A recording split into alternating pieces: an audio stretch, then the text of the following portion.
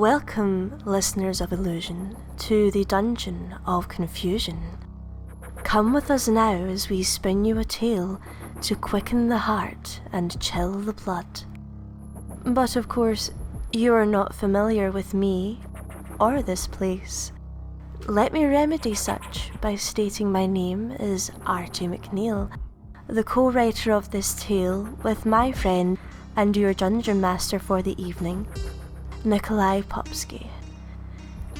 Through the question of what if, we created this place with its melancholic overtones and hapless villagers. And we threw down the challenge to any and all who felt themselves brave or foolish enough to step up and experience what we have created, to truly open up the dungeon to the world and see who bit down on the bait. But now I hear a group of such brave fools at our gates. Time alone now will show the true motives of their hearts, for now it's time to raise their portcullis and open the dungeon.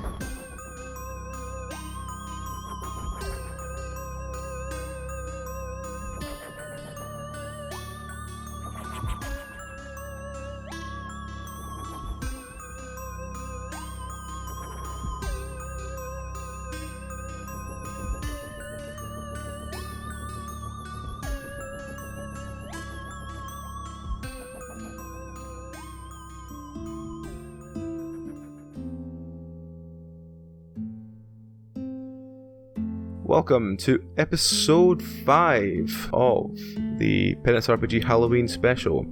Tonight we have How the Quest Was Won. So, starting at the top, who are you? Where would people know you from? Tell us a bit about your podcast and who you're playing tonight. Starting with Arthur Dalrymple. Yeah, my name is Brendan Hainline. I am the Dungeon Master on How the Quest Was Won. It is a podcast about adventurers who bungle their way through things. Heroes anymore, but yeah, it's a lot of misadventures. It's pretty silly, but a lot of fun. And tonight I will be recording as Arthur Dalrymple, who is a halfling. He is a simple fisherman. He lives alone. He spends his days just catching cod and lobster and crabs. And that is Arthur. Okay, next we have Barold the Botanist. I'm Ben. I'm also from How the Quest Was Won, and I'm playing Barold, a Goliath botanist. Okay. Next we have... is it Elation? Yes. Okay. Elation. You can call her Ellie. That's fine. Okay, next we have Ellie. I'm Karis Jones, and I play Angelica Bain on How the Quest Was Won. Today I'll be playing Elation Arts, otherwise known as Ellie. And she is a very successful matchmaker tiefling who is bringing lonely souls together. Okay. Then we have Rabuna Oakgut. My name is Faye Kai, and I play Nick Sinjor, who is a pixie bard on How the Quest Was Won. But tonight I will be playing Rabuna Oakgut, who is a young dwarf woman who is a fighter. She is a miner by trade, but because of her severe phobia of the dark, she did have to leave that trade behind, and now she is here adventuring with the rest of our heroes. And finally, we have Stanley Hodge. I'm Isha Mitra. On How the Quest Was Won, I play Hugo Cloverleaf, the halfling. And tonight I'm playing Stanley Hodge, elderly human professor of occult archaeology, who has joined the quest to discover new secret knowledge for his studies. Okay, so you have all responded to a letter from a merchant that was basically pinned up on a tavern wall to saying that he's looking to hire adventurers to find his missing son. So you're all sitting around this table, and you've had your drinks paid for. You know, he's basically said anyone that turns up and sits at this table that wants to be part of the adventuring group basically gets their drinks paid for till he arrives.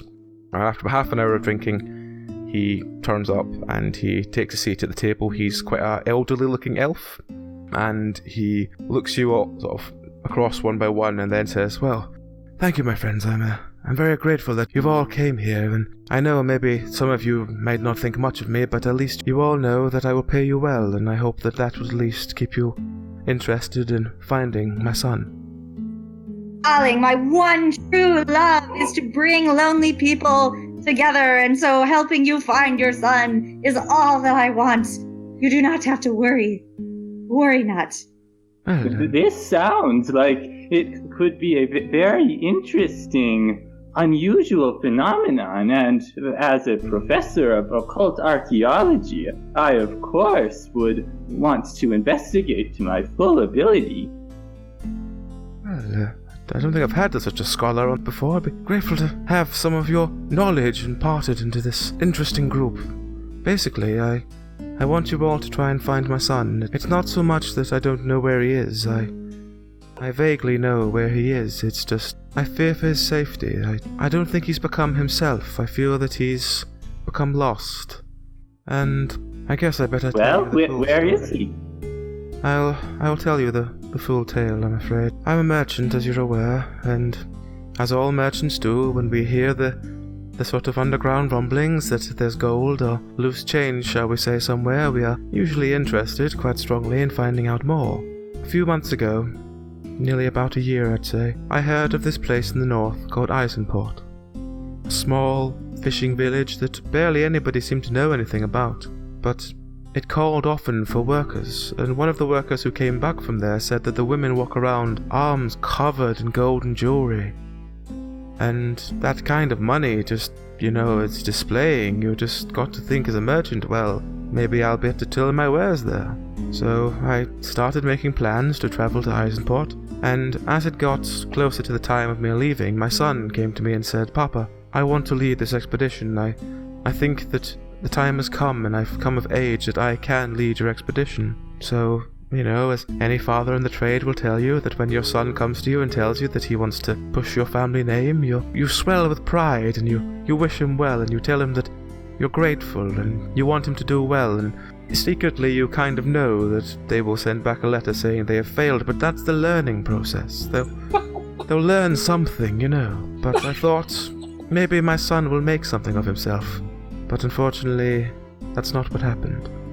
He journeyed to this town, and he sent me back letters telling me of his progress, but the letters became infrequent, and the last letter received, well, it was very short and to the point, and it seemed my son had given up on life, and it concerned me because it did not sound like his tone of voice.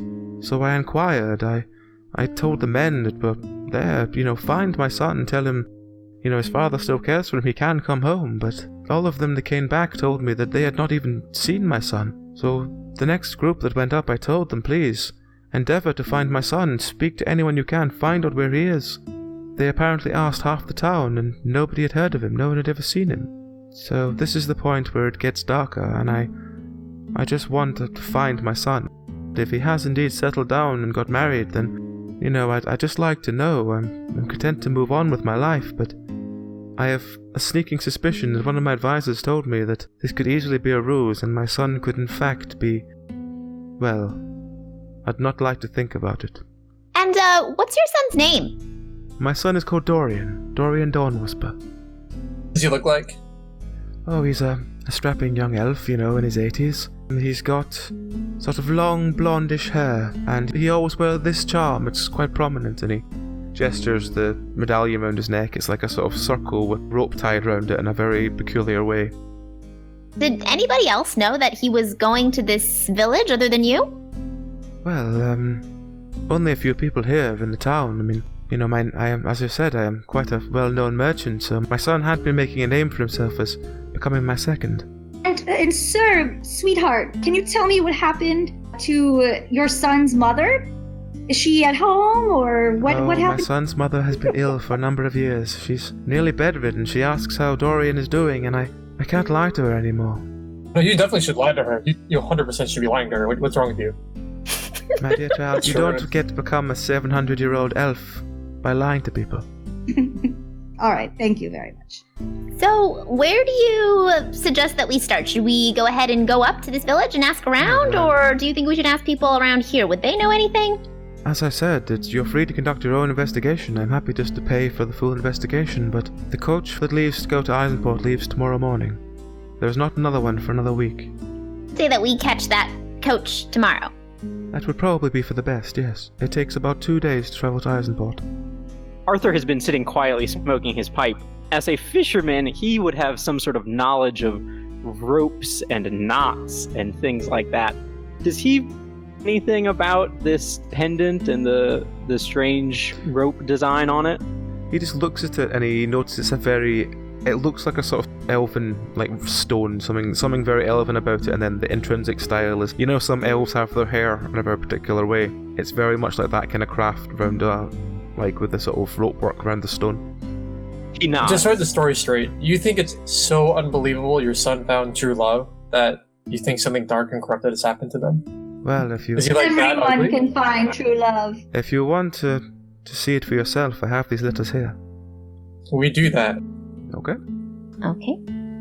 Arrived at Eisenport with the rest of the party, begin learning the trade in which you have earned your revered reputation.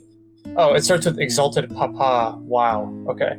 Truly, this tiny seaside village is a glittering gem, comparable to those that nestle in the glistening jewelry adorning every ear, wrist, and throat. Even the shoe buckles, belt clasps, and other adornments are wrought from the finest goldwork crafted by a gentleman called Anders, who is coarse but skilled. All the men have been welcomed warmly, given the best lodgings at the local tavern and the most mouth-watering delicacies to savor, along with the finest wine the region has to offer.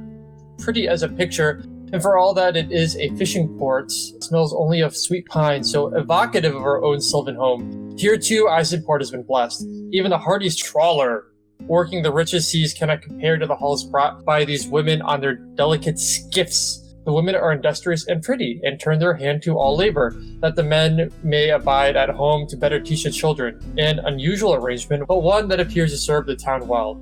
On the morrow, I seek an audience with the mayor of the place, and will tell all I can of the matter. Until then, I remain your devoted son, Dorian. Now, does this sound like him? Does this sound like him, or is there any strange, The first few anything letters, strange about the way? The first few letters will definitely sound like my son. It's the final letter that does not appear to be my son, but there are several things all the way through that are making me wonder how much of it my son was of sound mind, shall we say. We skip to the last letter. You can skip to the last letter if Read you want. All of them. Okay, fine. Next letter. Rabuna will stroke her long beard all the way down to her ankles and read the second letter. Okay.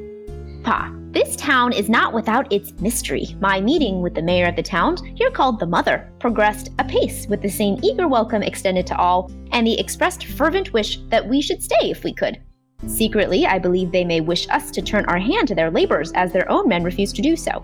Just a question, who's us that he's referring to here? Oh, he went with quite a large work group that I sent up north. Heard anything from the work group?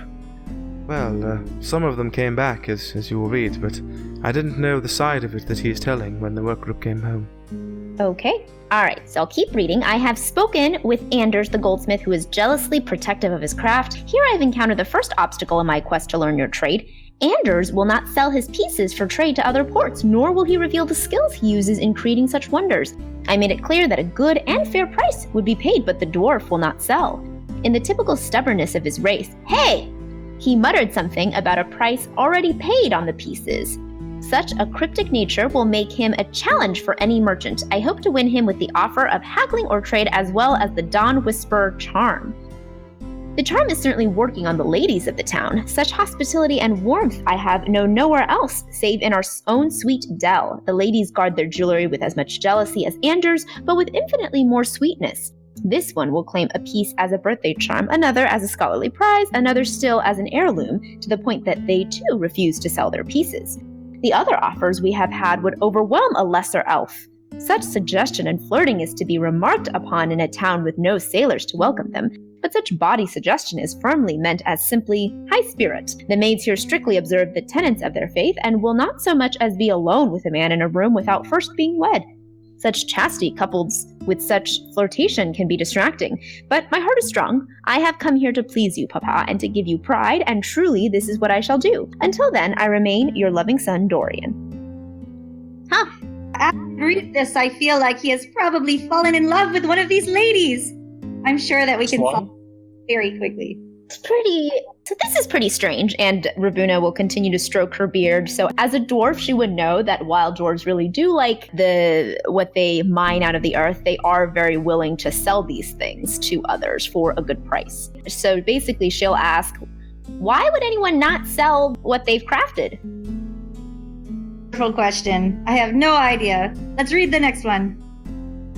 The brevity of this letter and my absence from the return mercantile party, a discussion was had, and it was believed that all of us had been away from our families too long. It did not help that the Eisenport women were driving the men to distraction. Even Beothan, with his beautiful young wife and 3 strapping lads at home, had his eye linger too long on the Eisenport beauties, that only his eyes wandered, and he may now look Ezera in the eye upon his return with nary a blush. Satisfied with Eisenport, there is a great wealth to be had here, an oyster to be prized open. The rub is discovering where best to place the leverage. Otherwise, I remain as the trade contract in the north. All requests, reports, and other writings are to be sent on the fastest carriage, or by falcon if urgent. Pearl of a place will be mine. I remain your son. Well, should I read the final letter? Sure. Arthur can't read, so it's sort of up to you. Sorry. Here's my trade in the north. I have made the decision to settle permanently in Eisenport. I have found a bride, Melia, and ask for your nuptial blessing. Will be happy as you and mother were, and hope to raise your children as you have raised me. Strong, wise, and full of hope. Good for him. All right. Well, thanks for the drinks. It's good meeting you, Strange. elf guy. Does he call you father normally? It seems like he calls you papa for the rest of the letters. Usually, yes. He's never referred to me as father before. Wants to seem more formal. It's that phase, you know what I mean? Do not try to visit him and meet his bride? Well, I have sent many men to try and find my son in the north, but every time they send the group of men, they ask around and nobody's heard of him. They haven't even heard of this Melia either. You have not gone to your son yourself. I cannot find him. There's all this gold, all these weird, creepy people wandering around, and a couple that's eloped. Oh. Well, I think this good sir here has offered to pay us a large sum of money to find his son and pay our passage, so I think we should at least go and ask around, and if it does happen to be that he just married this woman that he found, then we'll just bring back good news, correct? If that is all that has truly happened, and if he is just shacked up and rather happy, then that is all I want to know. I just want to find out if something more sinister has befallen him. Else about the faith of the maids in the town of Eisenport? What do you mean by the faith? They are very strictly observing their faith. I wonder if that... You mean maybe in case he's been trapped at home to look after children? Possibly. Do you know the name of it by any chance? The name of what? Sorry. Or their faith, their religion? Oh, I have no idea. When I speak to the men, they say it's something to do with the sea. I didn't really pay attention, if I'm honest. I was too emphatic about trying to find my son. I wasn't really paying attention to the women. Okay, well, I am getting very tired. So I'm gonna go to bed and catch that coach first thing in the morning. Thank you. Oh, I must pack my academic supplies.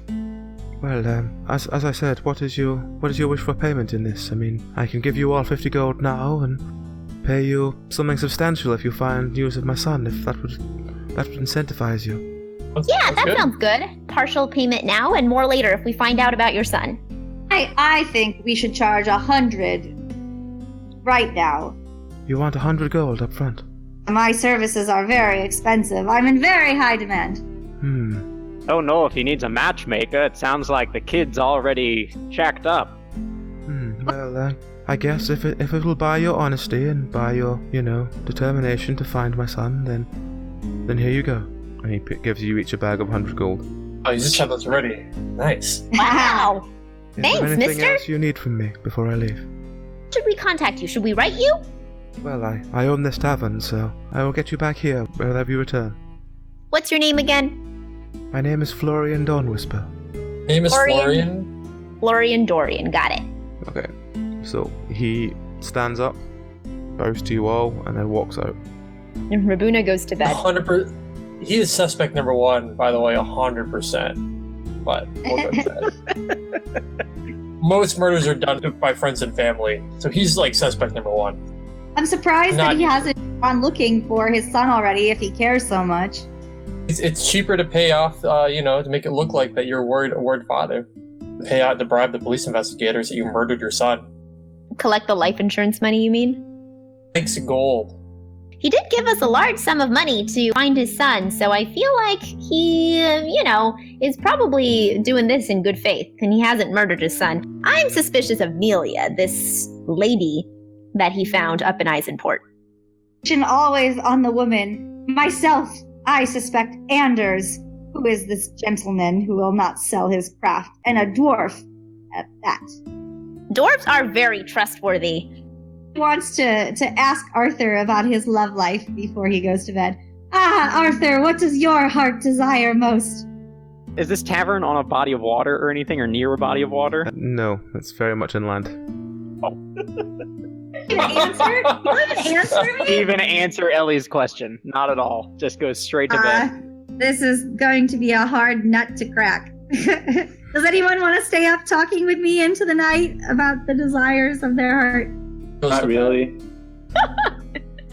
These are the worst. All right, Okay, well... so the rest of you turn in for the evening, and Ellie sits up discussing, how to mend a broken heart with the barman. The next morning, you wake up early and you all arrive at this cart, which is outside the inn, which is preparing to leave to go to Eisenport. There is a single driver and a single horse. When you all arrive, the driver turns to you and says, "Oh, okay. 5 of you, is it?" Is it big enough for a Goliath? "Oh yeah, we used to carry horses in it." And he looks at the sort of carriage behind. It's basically a cart with a roof. It's not even remotely fancy. Like being compared to a horse? How much to Eisenport? "I think you've been paid." Hang on, he takes out a scrap of paper and he looks at it and looks at you and says, "Yeah, you've been paid for. I've got your description here." He scrunches the paper back in his pocket. And then Rabuna scrambles up into the cart. It probably looks really funny because the cart is probably much higher off the ground than she is. Is there a seat up by the driver? There is, yes. Arthur would like to go sit up there just so he doesn't have to sit next to Ellie. Arthur! You knew that I was going to try to talk to you. No, Ellie, the DM said that driver was single, as was the horse.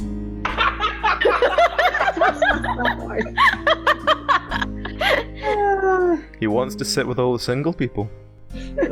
I will stay and I will talk to Rabuna about what she wants.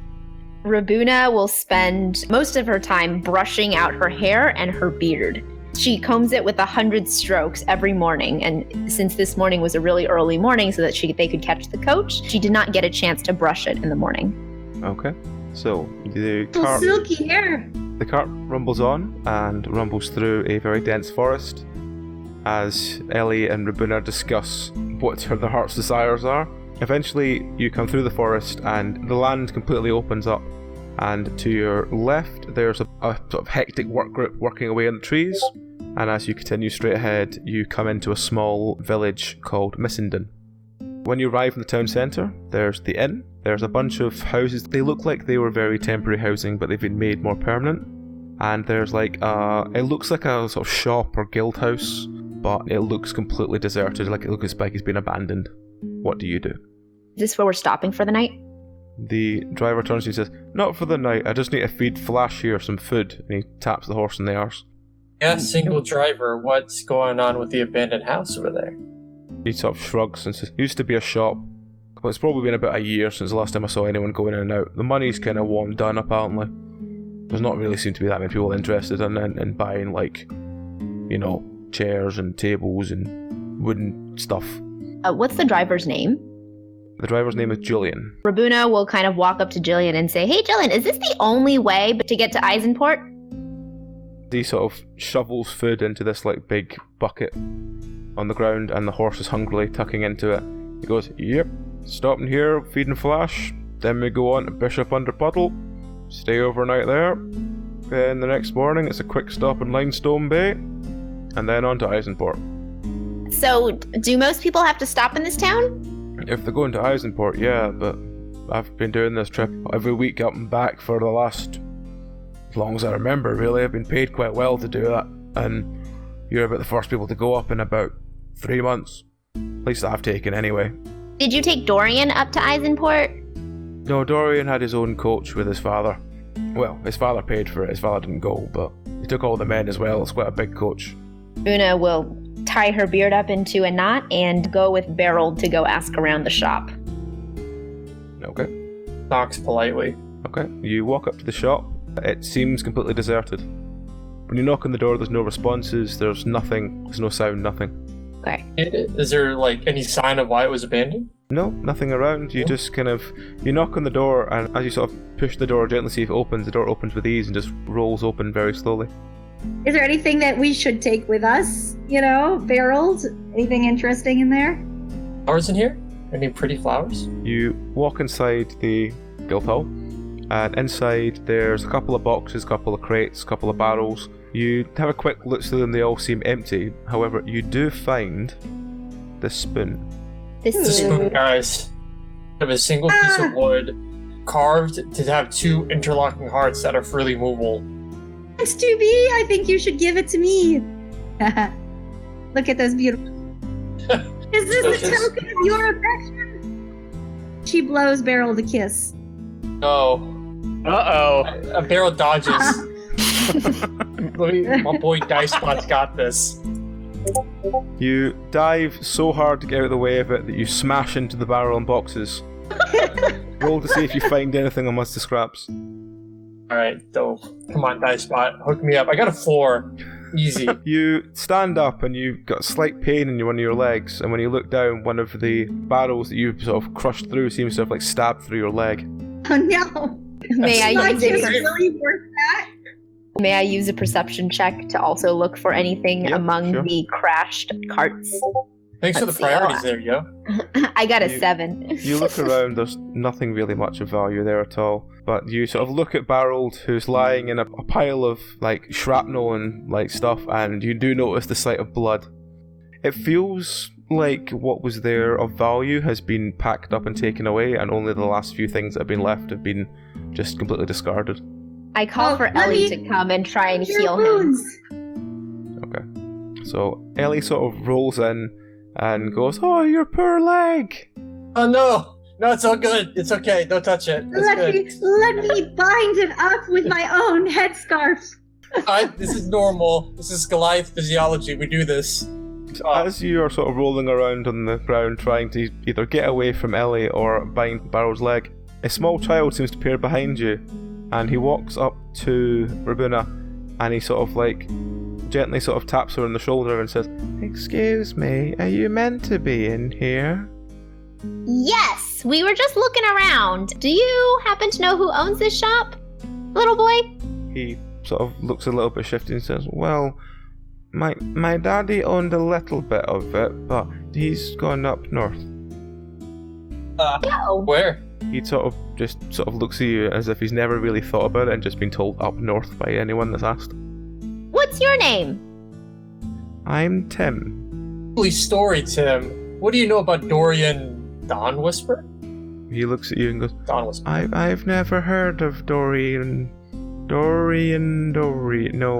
No, not heard of Dorian. Who is Dorian? Oh, don't worry about him. How long ago did your dad go up north? About 1 year and 2 months. You've just been surviving here for a year and 2 months. No, I live with my mummy. Have you come to stay here? We are just passing through.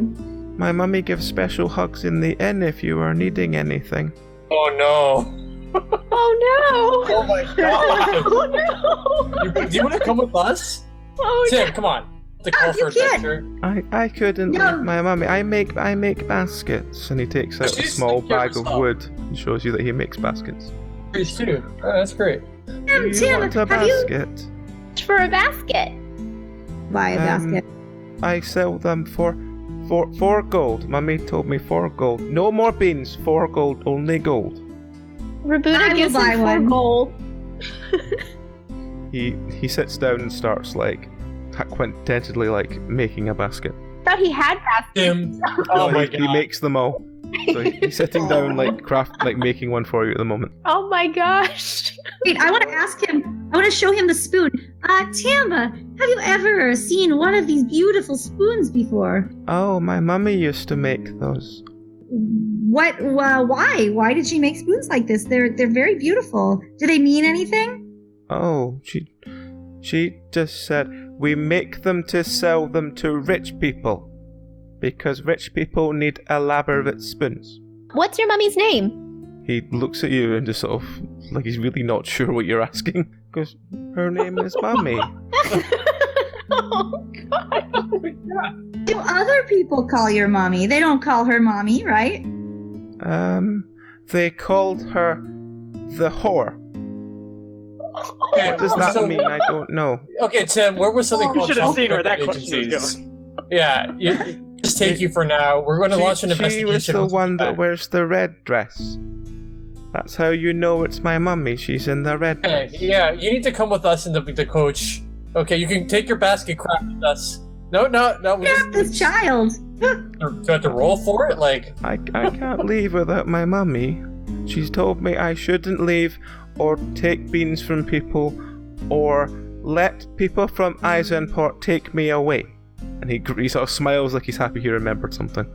Can you take us to your mummy? Can you show us where the inn is that she works? I'm not allowed to go near the inn again because Mummy says that bad things happen in the inn.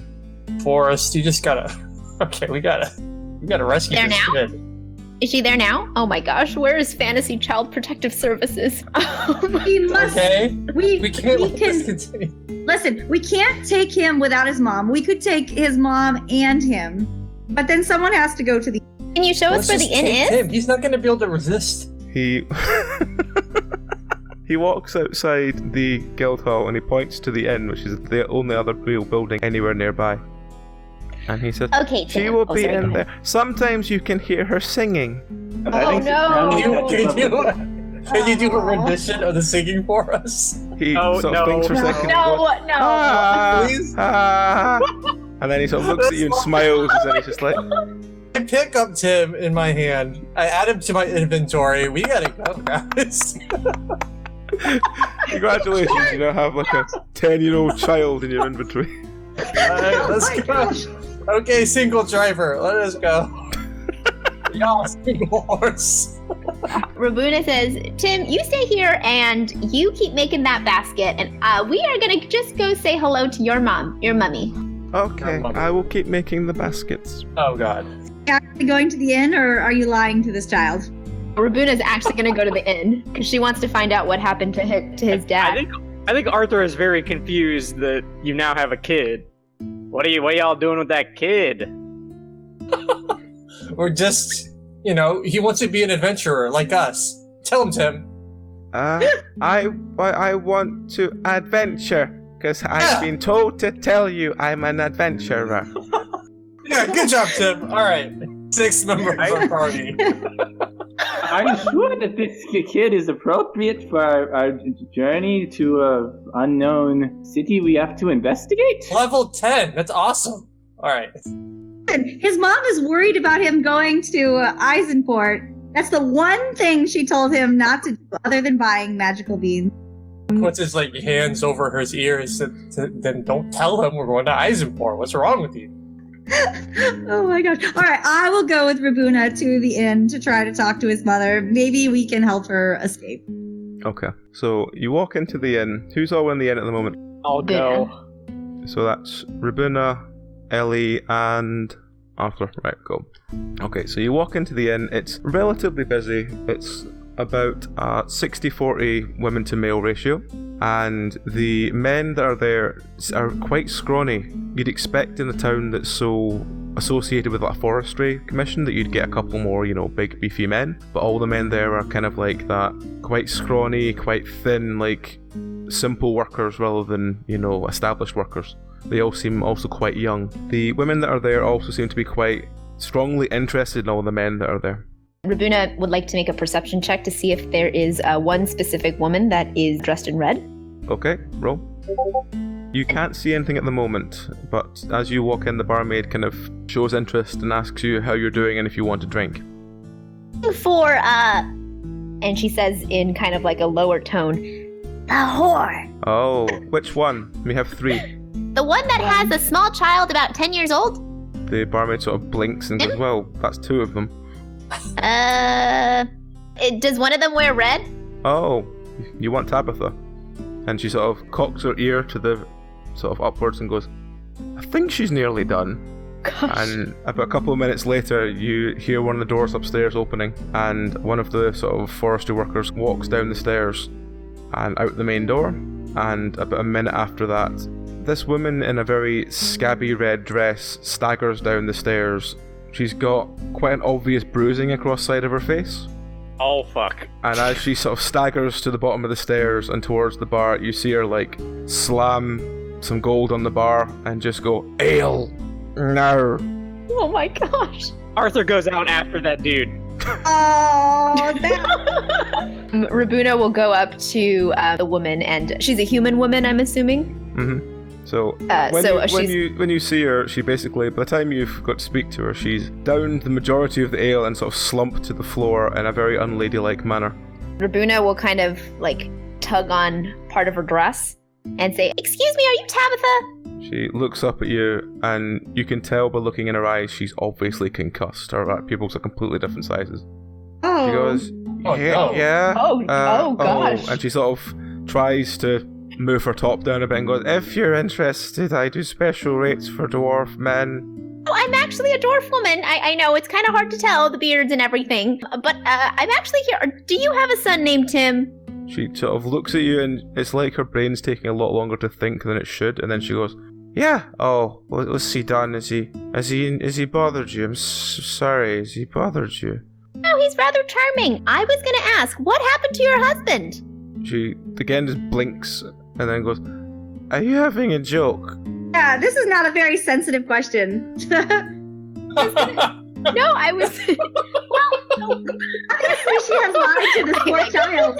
I guess Rabuna isn't really aware of the social constructs of Okay, human okay. culture. Ellie, yeah. Pushes her out of the way and whispers to her, we can help. You want to come with us? We will help you save your... Oh, why? Wait, I charge extra if there's a group of you wanting it. You guys. Okay, she's like, I think the 2 of us should just help her out. We just try to leave with her, arms around our necks, and we kind of walk her out. Okay, you kind of pick her up, and the barmaid goes, where are you going with her? Taking her to take care of her needs in the outhouse. She is having some problems. Oh. You have said that with any more innuendo. Oh, you're into the outhouse, people. Okay. Just make sure you pay her extra for that. We need to get the dress cleaned after. You'd be surprised how long it can stink for. Yeah, whatever makes them not question us. Okay.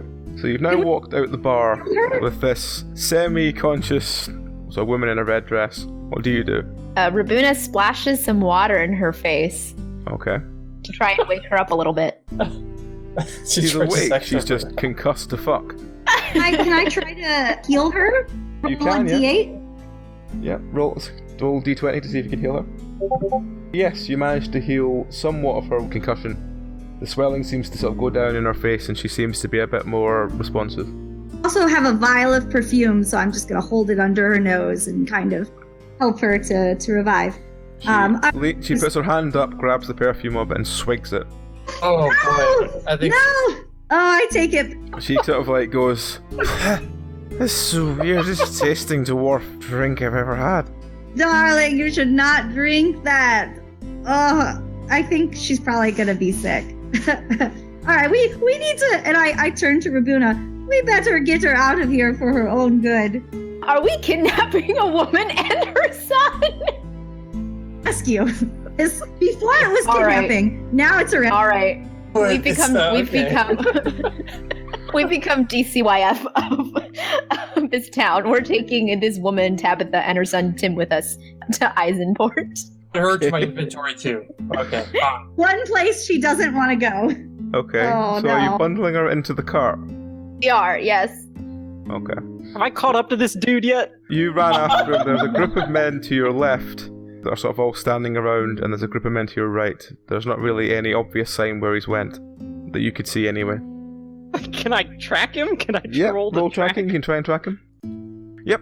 You follow the trail. The trail goes out of the door and past the sort of guild house and Past the round cart? towards the Yes. lake behind the inn. Oh, there's a lake to do fishing. Oh, well, Arthur's attention is suddenly split. Am I walking past the cart as I follow his tracks? The cart is kind of in the town square. So you're kind of coming out the inn, which is into the town square, and then turning and going round between the inn and the guild house. I'll whistle at Berold and sort of wave him after me as I follow these tracks. Okay. So Stanley, I'm assuming you're watching this kid. I'm introducing the Holding kid to the basic occult, so like pentagrams, summoning circles. Occult magic? introducing the child to occult magic. Well, Education do you think the kid's got, you know? I guess maybe we shouldn't have left the kid alone with him. But you know what? That's better than kidnapping him. Yeah, alright. He's going to be coming with us as part of our team for investigating Eisenport. Might as well make him useful. Boy detective. Yep. Yeah, put him to work. Then we're stealing him and using him for child labor. Guys! The slave will pay him. Oh no. Alright, what was Arthur and Beryl doing? They were kind of coming out of the inn and looking at footprints. So where does it go from there? I'm just following this guy's footprints. Okay. So, Is Barrow I'm not joining you, or really- is it just you on your own? Totally. Okay. So the two of you kind of walk around the edge of the lake. You see on the other side of the lake there seems to be three medium-sized looking men fishing. is the one that I'm after. From what you could vaguely remember of him, yes, he's sitting with one or two of the others. I just look at Beryl and I say, this might get a little ugly. Yeah, ugly's my middle name. And then I try to intimidate him. Okay. Me? Or the guys? You, the guys. No, you're good. I like you, a little halfling man. So basically what happens is you walk up to the three men, being at the Goliath that you are, when they're really not used to Goliaths in this part of the world. And they're just like, huh? And they know that way where the head just keeps going up and they're just like, what the fuck are you? So Only they're want currently him. terrified to death of you. What do you want to do? We only want him. The other two of you should make yourself scarce. Okay. The other two nod very quickly and run. The third guy sort of gives a sort of look at each of them like, why are you leaving me alone with this? I pick him up. Okay. Simple enough. Yep. How are you picking him I'm up? never gonna touch. Are you picking him up by the throat? Are you picking him up by like two hands? Are you picking him up how? Yeah, two hands. I like by the throat. I was just gonna pick him up by his shirt, but thank you, DM. I will pick him up by his throat. Okay. You Okay. sort of No, I grab pick him him up by the like, throat, the head. haul him into the air, just hold him as he's like squirming in your hand. I haul him at the eye level height 'cause that's polite, you know? I have Okay. a point in etiquette. And I say, you're never gonna do that to a woman ever again. Give us your money. Do what?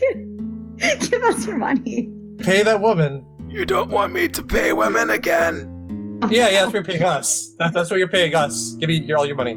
So you want me to never pay another woman again? Just Stab pay him. you. I Yeah. stab him in the stomach. I say, Arthur, I don't Roll think the to money's stab him in the there. stomach. Right. God.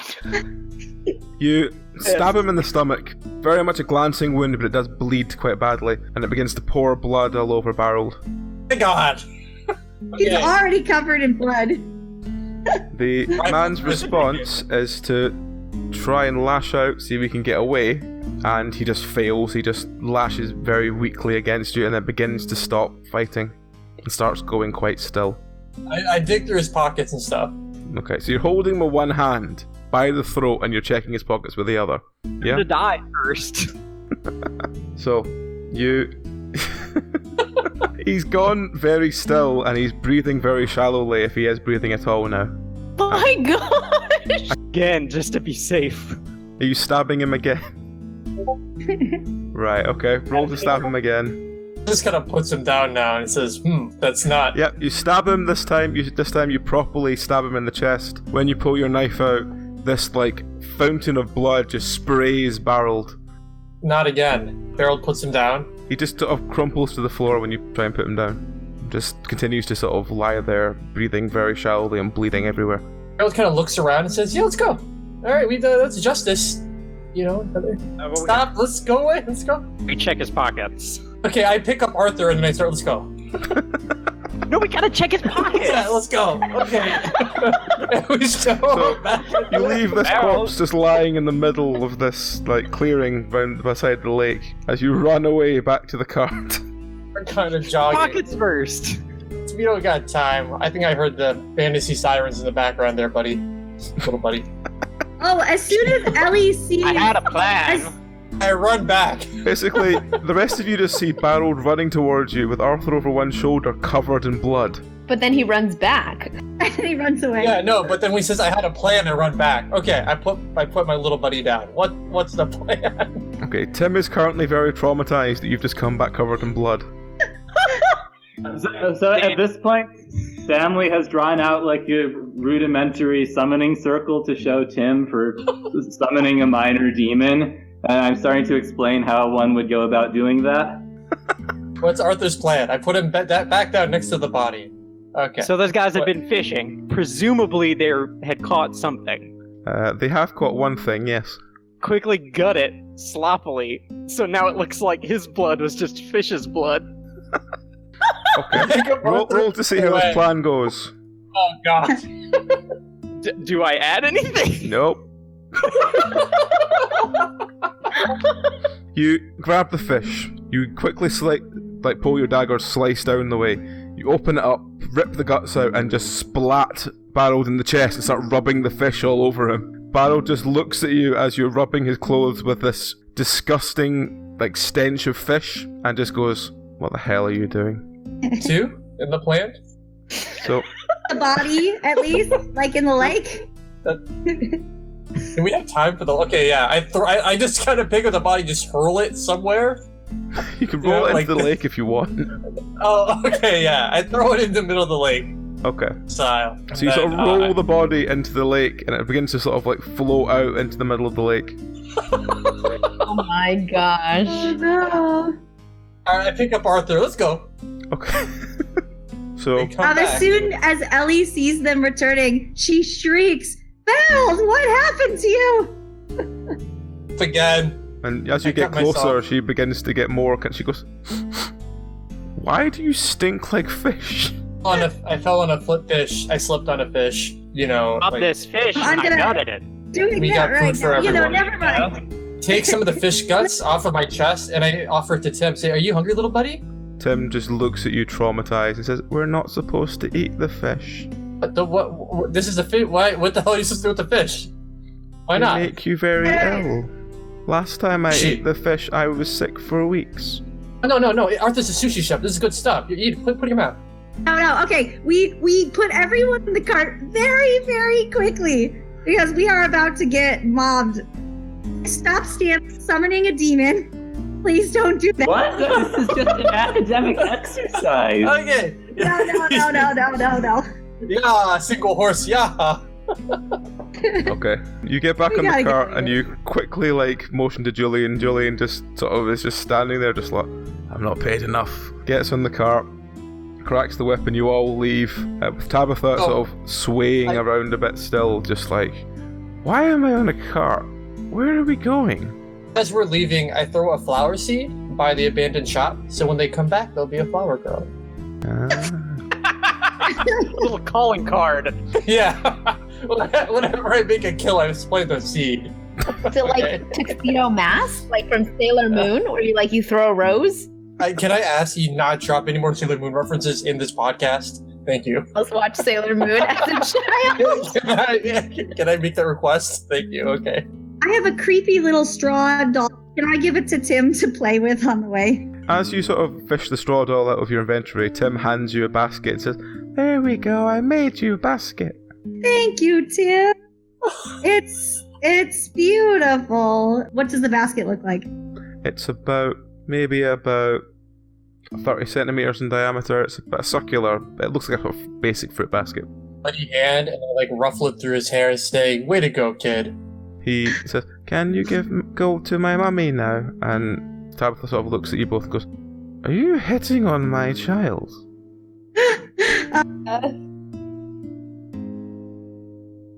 It's gone so quiet now, it's fucking hilarious. Rabuna gives Tabitha her water skin and says, "Here, drink some of this. You're gonna need it." And it's just water, just to sober her up. Drink up. Yeah, it is. Drink up. Pump her. Should we pump her stomach for the perfume she drank? Did we ever do that? So she just glunks it back, and then you just see her go, This is foul. What is it? How strong is this? It feels really weak." It's super strong. She sort of, again, because even though she's been cured of the concussion, she's still got that kind of exhaustion of that comes after it, and she's just like, okay. Just carries on swigging from this water skin. Excellent. So the next about 2 or 3 hours pass about as quickly as you imagine, with Tim making more baskets and everyone else sort of trying to discuss, like, what is your true love? Wonderful. And eventually you come over this very simple bridge and into this quite medium-sized village, shall we say, next to a very enormous lake. And this is Bishop Underpuddle. And as you pull into the town square, again, there's your standard lots of houses. There's an inn, and there's what looks like quite a large temple. So, what do you do? Can we say that when we went over that bridge, that Berold and Arthur briefly hopped down and washed some blood off of ourselves? Please let us. Okay. So, are you going to get into the lake, or are you just going to, like, grab handfuls and try and rub yourself down?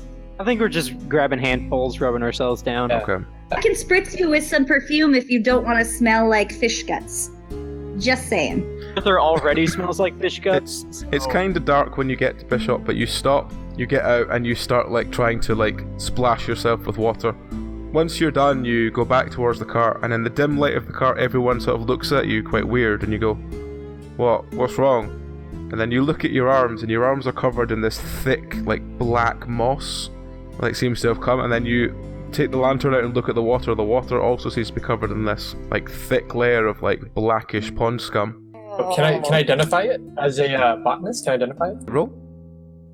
It's 5 to. It's kind of like an algae, but it's very thickly black, and as you sort of push it aside to sort of look at the water itself seems brown, and the fish in it seem really sick. Beautiful. Look at that. Here's the question. Is the blood washed off? The blood is washed off, but you're now covered in this, like, brown-black algae. So you still smell of fish, but you now smell of, like, very old, sort of, slightly diseased plant. All right. So, as I said, you continue to the town square. There's the inn, there's the temple, and then there's the lake as well. Oh, and in the middle of Bishop Underpuddle, there is, like, a plinth, and on top of the plinth, there's a crutch.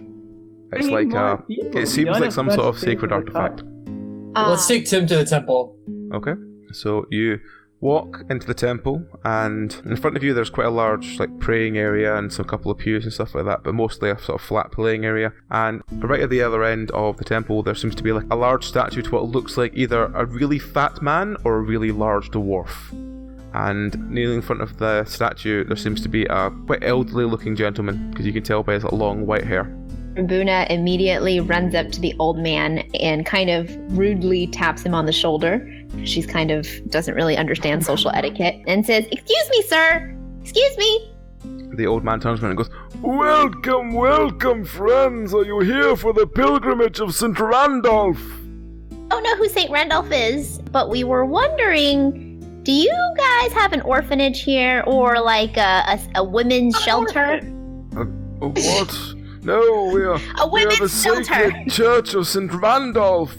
And he gestures towards the enormous statue. And he goes, Yes, are you not here to be part of the pilgrimage? No. Oh. The pilgrimage.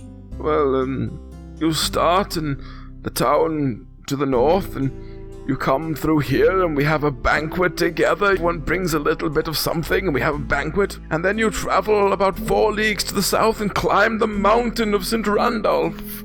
What would you call it? Oh, the town. the town to the north. Down to the north is, well, it's Eisen Place, Eisen, something like that. It's not really important. This is the seaside town people come from. It's where all the boats used to come in. What do you know about Dorian himself Dawn made the Whisperer? pilgrimage from there to here. He did it by foot, and mildly by cart, but mostly by foot. Well, crutch and foot. That's... Yeah. Good, beautiful story. I'm converted. What do you know about Dorian Dawn Whisperer? Did he do the pilgrimage? You're a suspect. Do we know? I talked to the party. Do we know? No, he never came back south, so he definitely wouldn't have. Oh, well, if your friend Dorian wishes to do the pilgrimage, he'd be more than welcome. And So, if there's like a poor woman with her child, is there a place for them to stay here in this town? There's the inn. In like a poorhouse where they could like a soup kitchen? He sort of looks at you blankly and goes, "No, there's the inn, and there's here. We're a temple. We're religious." All right, this is not a good place for them to stay unless they're going to go on a. Can we go to the inn and get a bath or something to wash off this algae? You sort of walk away from the temple as the priest is trying to beckon you for, joining the Church of St. Randolph. And as you get near the inn, 2 or 3 women sort of come out of the inn and start immediately showing interest in Barold, Stanley, and Arthur. They kind of walk up and they go, you new men in town, yes, you'll just come back with us. We've got some rooms upstairs, only 5 gold for a couple of 10 minutes, you'll be fine. Okay, let's go, guys. We can't add more members to our party. Let's go. Rabuna's gonna ask and say, "What happened to all the men in your town?" One of the girls goes, "Oh, a dwarf warrior. I would love you to come join me too." And she sort of strokes her finger in your beard. Excuse me, I take a lot of effort to maintain that. Hands off! And she kind of like, one of those like tiny little slaps on the hands. Oh, you are feisty. And she sort of tries to purr at you, but it comes out really bad. Let's go. Can you tell me what happened to the men in your town? Oh, they all left, but they're not important right now. You're the only one that's important. Why did they leave? And I imagine she's like just like pushing this woman off as she's trying to ask questions. Oh, they had better things to do than spend time with us. I mean, it's their loss, isn't it? Do you know where they all went? They sort of vaguely shrug and just say, north. Okay, let's go north. On her hips and says, Let's "All go right, north. gentlemen and Rabuna, we need to get out of here. This is not true love. This is just gross." And she stalks back to the cart. Oh yeah, I agree. As you Isn't get it back night? to the cart, you find that the cart is currently horseless, and the driver has taken the horse to the stables. Oh, because we're staying for the night. By the way, as soon as it turned dark, Rabuna is carrying a torch. Okay. Rabuna will go back to the inn and ask for a room and reveal that she's a dwarf woman. Okay. As soon as she reveals She's- the dwarf woman, there's slightly less interest, but still some from the sort of working girls. The barmaid offers you a room together, or a room with company, or a room individually. What would you prefer? No room with company. We could room together. Yes, maybe? I mean, the Then rest we will of you take an guys. individual room. Rabuna will room with Ellie if she wants to. An individual room. Okay. So, some of you have signed up for individual rooms, some of you signed up for joint rooms. The girls that are there are very sort of adamant that they, you might want some company, and are quite sort of cheekily flirtatious with you the whole time that you're there. Harold will take Tim on a nighttime adventure and teach him how to plant a daffodil next to the temple. He thinks the temple's ugly and wants it to be pretty. So why are we planting this here? Look at this big stone. Dill seed. But Look at But it. it's in the shadows, it won't live. Thought kid.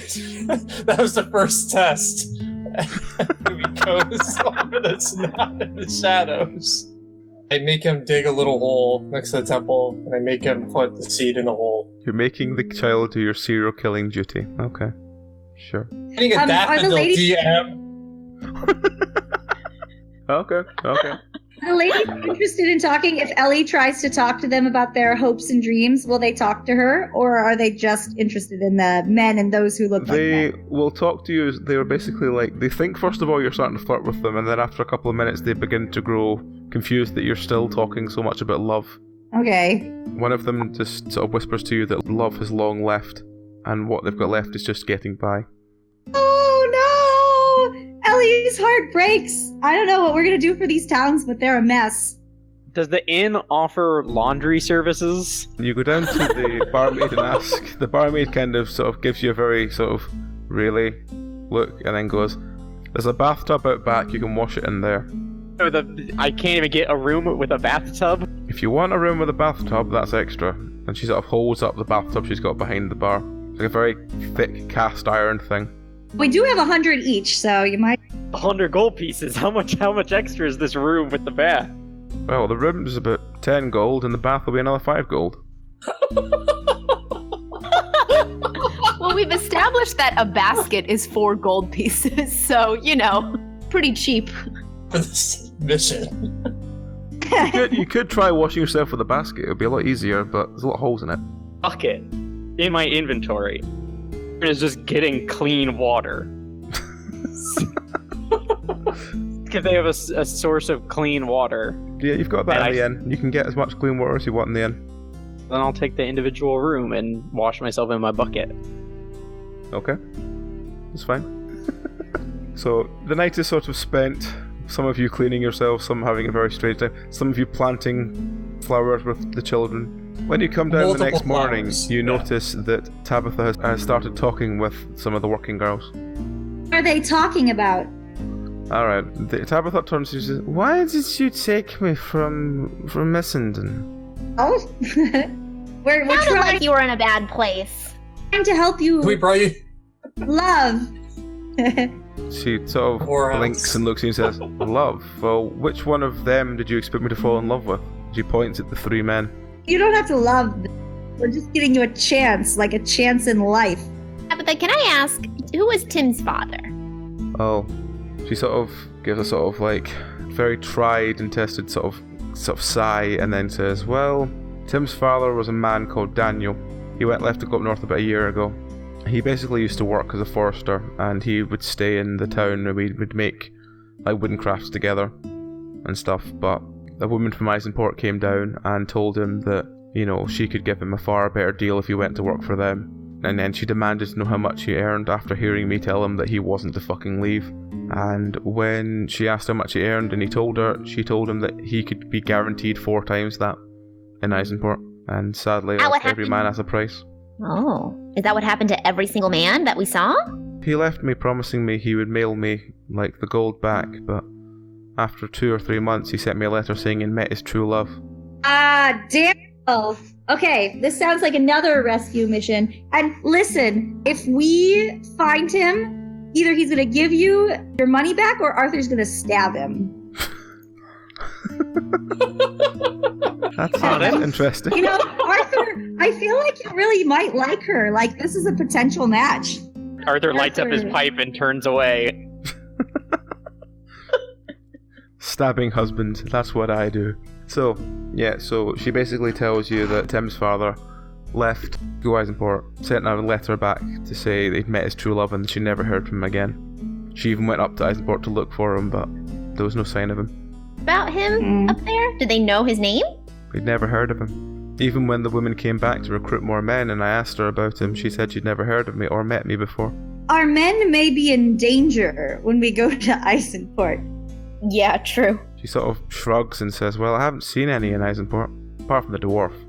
The dwarf seems to be there all the time, but no other men." A what? Yeah, you haven't seen any men in Eisenport? No, it was strange. It was full of women. They just seemed to sort of lie around by fountains and pretend that they were weak. Interesting. Even though all these men say that they're going to Eisenport, you haven't seen any there. Interesting. When I arrived there weren't any men there, and I looked around for several days trying to find where my husband had gone before leaving.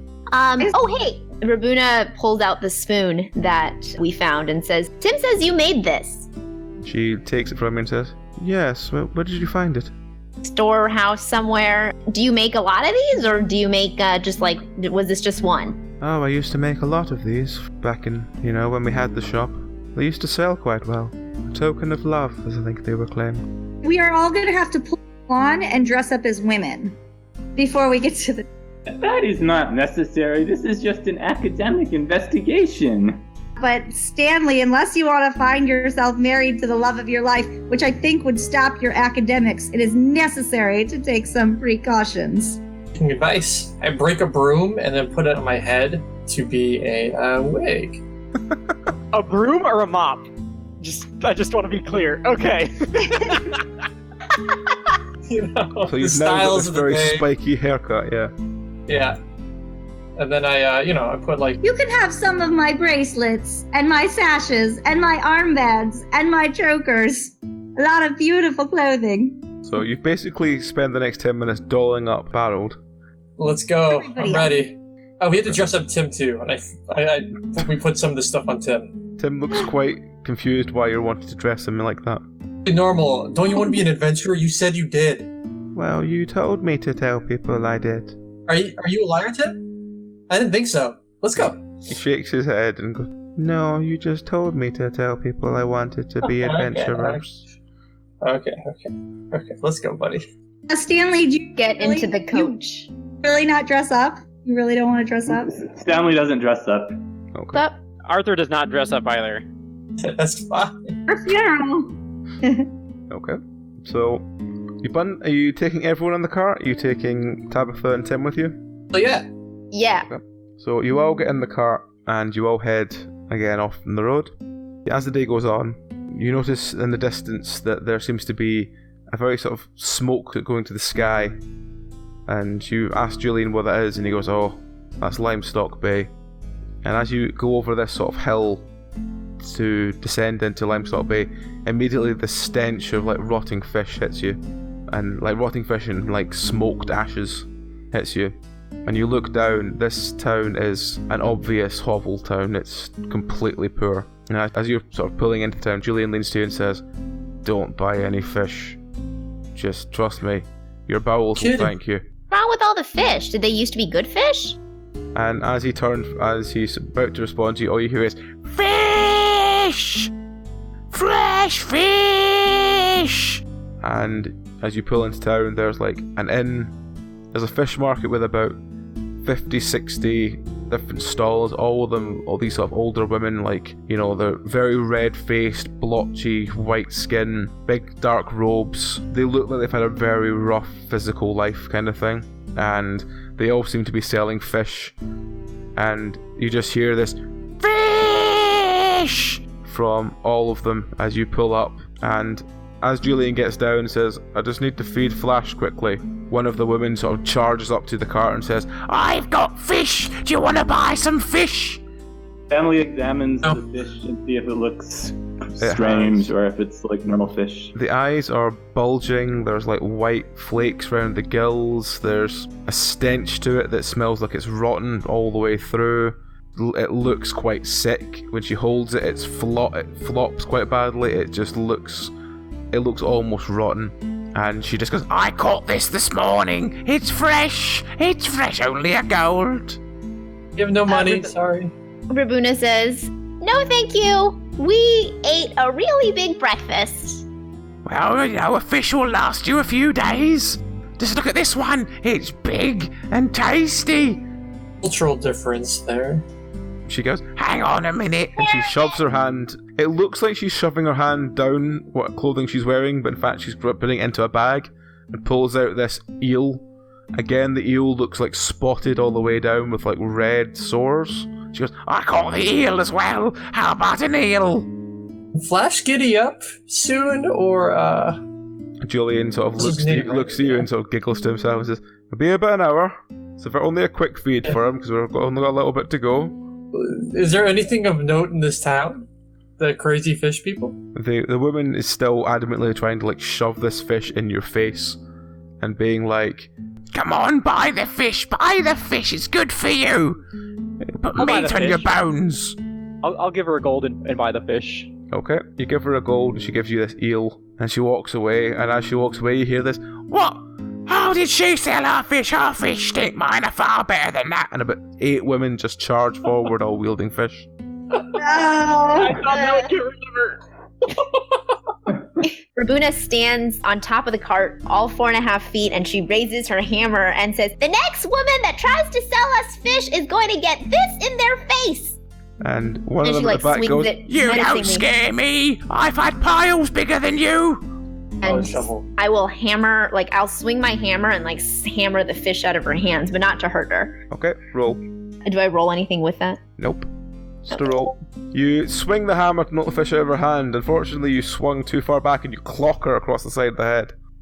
She spins round, spitting teeth out, and some of the women go, "You can't hit Agnes! What's your problem? She was only trying to make a living!" I was hoping to scare him away. Another vocation. Another economy. Did you guys hear about the Great Pilgrimage? A couple of them are really grumbling, and one of them goes, "What, you mean the fat man that tried to climb the mountain?" Do you think they're going to be hungry climbing the mountain? "Well, he ate all his supplies, that's his whole thing. He's too fucking fat." Oh, here's a business proposal. You guys go south, sell all your fish there to the pilgrimage, and leave us alone. "Do you think we've got the money to travel?" 2 gold pieces. All right, to consider that, what is the angel investment there. Good luck, gals. Are you giving one of them 2 gold, or are you just throwing it roughly in their direction? And I throw it in the direction of the pilgrimage. Okay, let's see what happens. A riot breaks out between all the fisherwomen trying to get to the 2 gold. It's one way to start an economy. Basically, you're on the cart, and just behind the cart at the moment is about 8 or 9 women just punching each other trying to get to this gold. Oh, that's not that much money. All right, well, let's explore the town, guys. Okay. Oh wait, let's not get off this cart. It's scary out there. Well, we have to ask about Dorian and Daniel.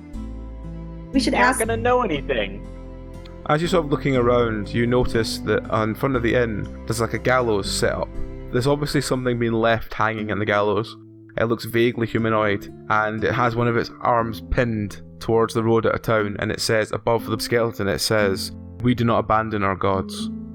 Beryl takes Tim down from the cart to go investigate it. Okay. You look at the skeleton, it looks like the body of a very youngish woman, and it's been definitely hung by the neck. Action, Tim. Alright.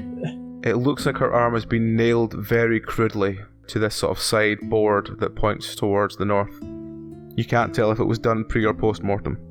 Any of these Sketchy. seem less like the others? Like any of them seem kind of chill? There's a woman sort of sitting on the steps in front of the inn. Okay, that one. I'm going to go sit next to that one and try to strike up a conversation. Okay. You walk and you sit down next to her. She sort of points her head up. She's on the sort of lower end of the attractive scale, shall we say, and she tries to smile at you. She's got about 2 teeth in her head. And she goes, "Oh, you're looking for business? Only, 2 golds an hour?" And she starts to try and unbutton her top, and she's got these red sores and stuff on her chest underneath. I say, no, honey. Listen, I just want to talk to you. And do you have a moment to talk? She sort of looks at you very strange, confused, and go, sure. As you hear the riot is continuing now, and it's moved into the fish market itself. Oh, no.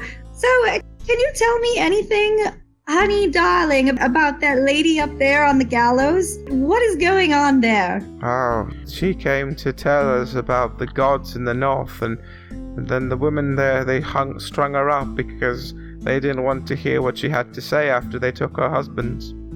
Oh, they took her husband. The gods in the north, is that Eisenport by any chance? The woman nods. Is Eisenport the town to the north? Yes, the woman nods.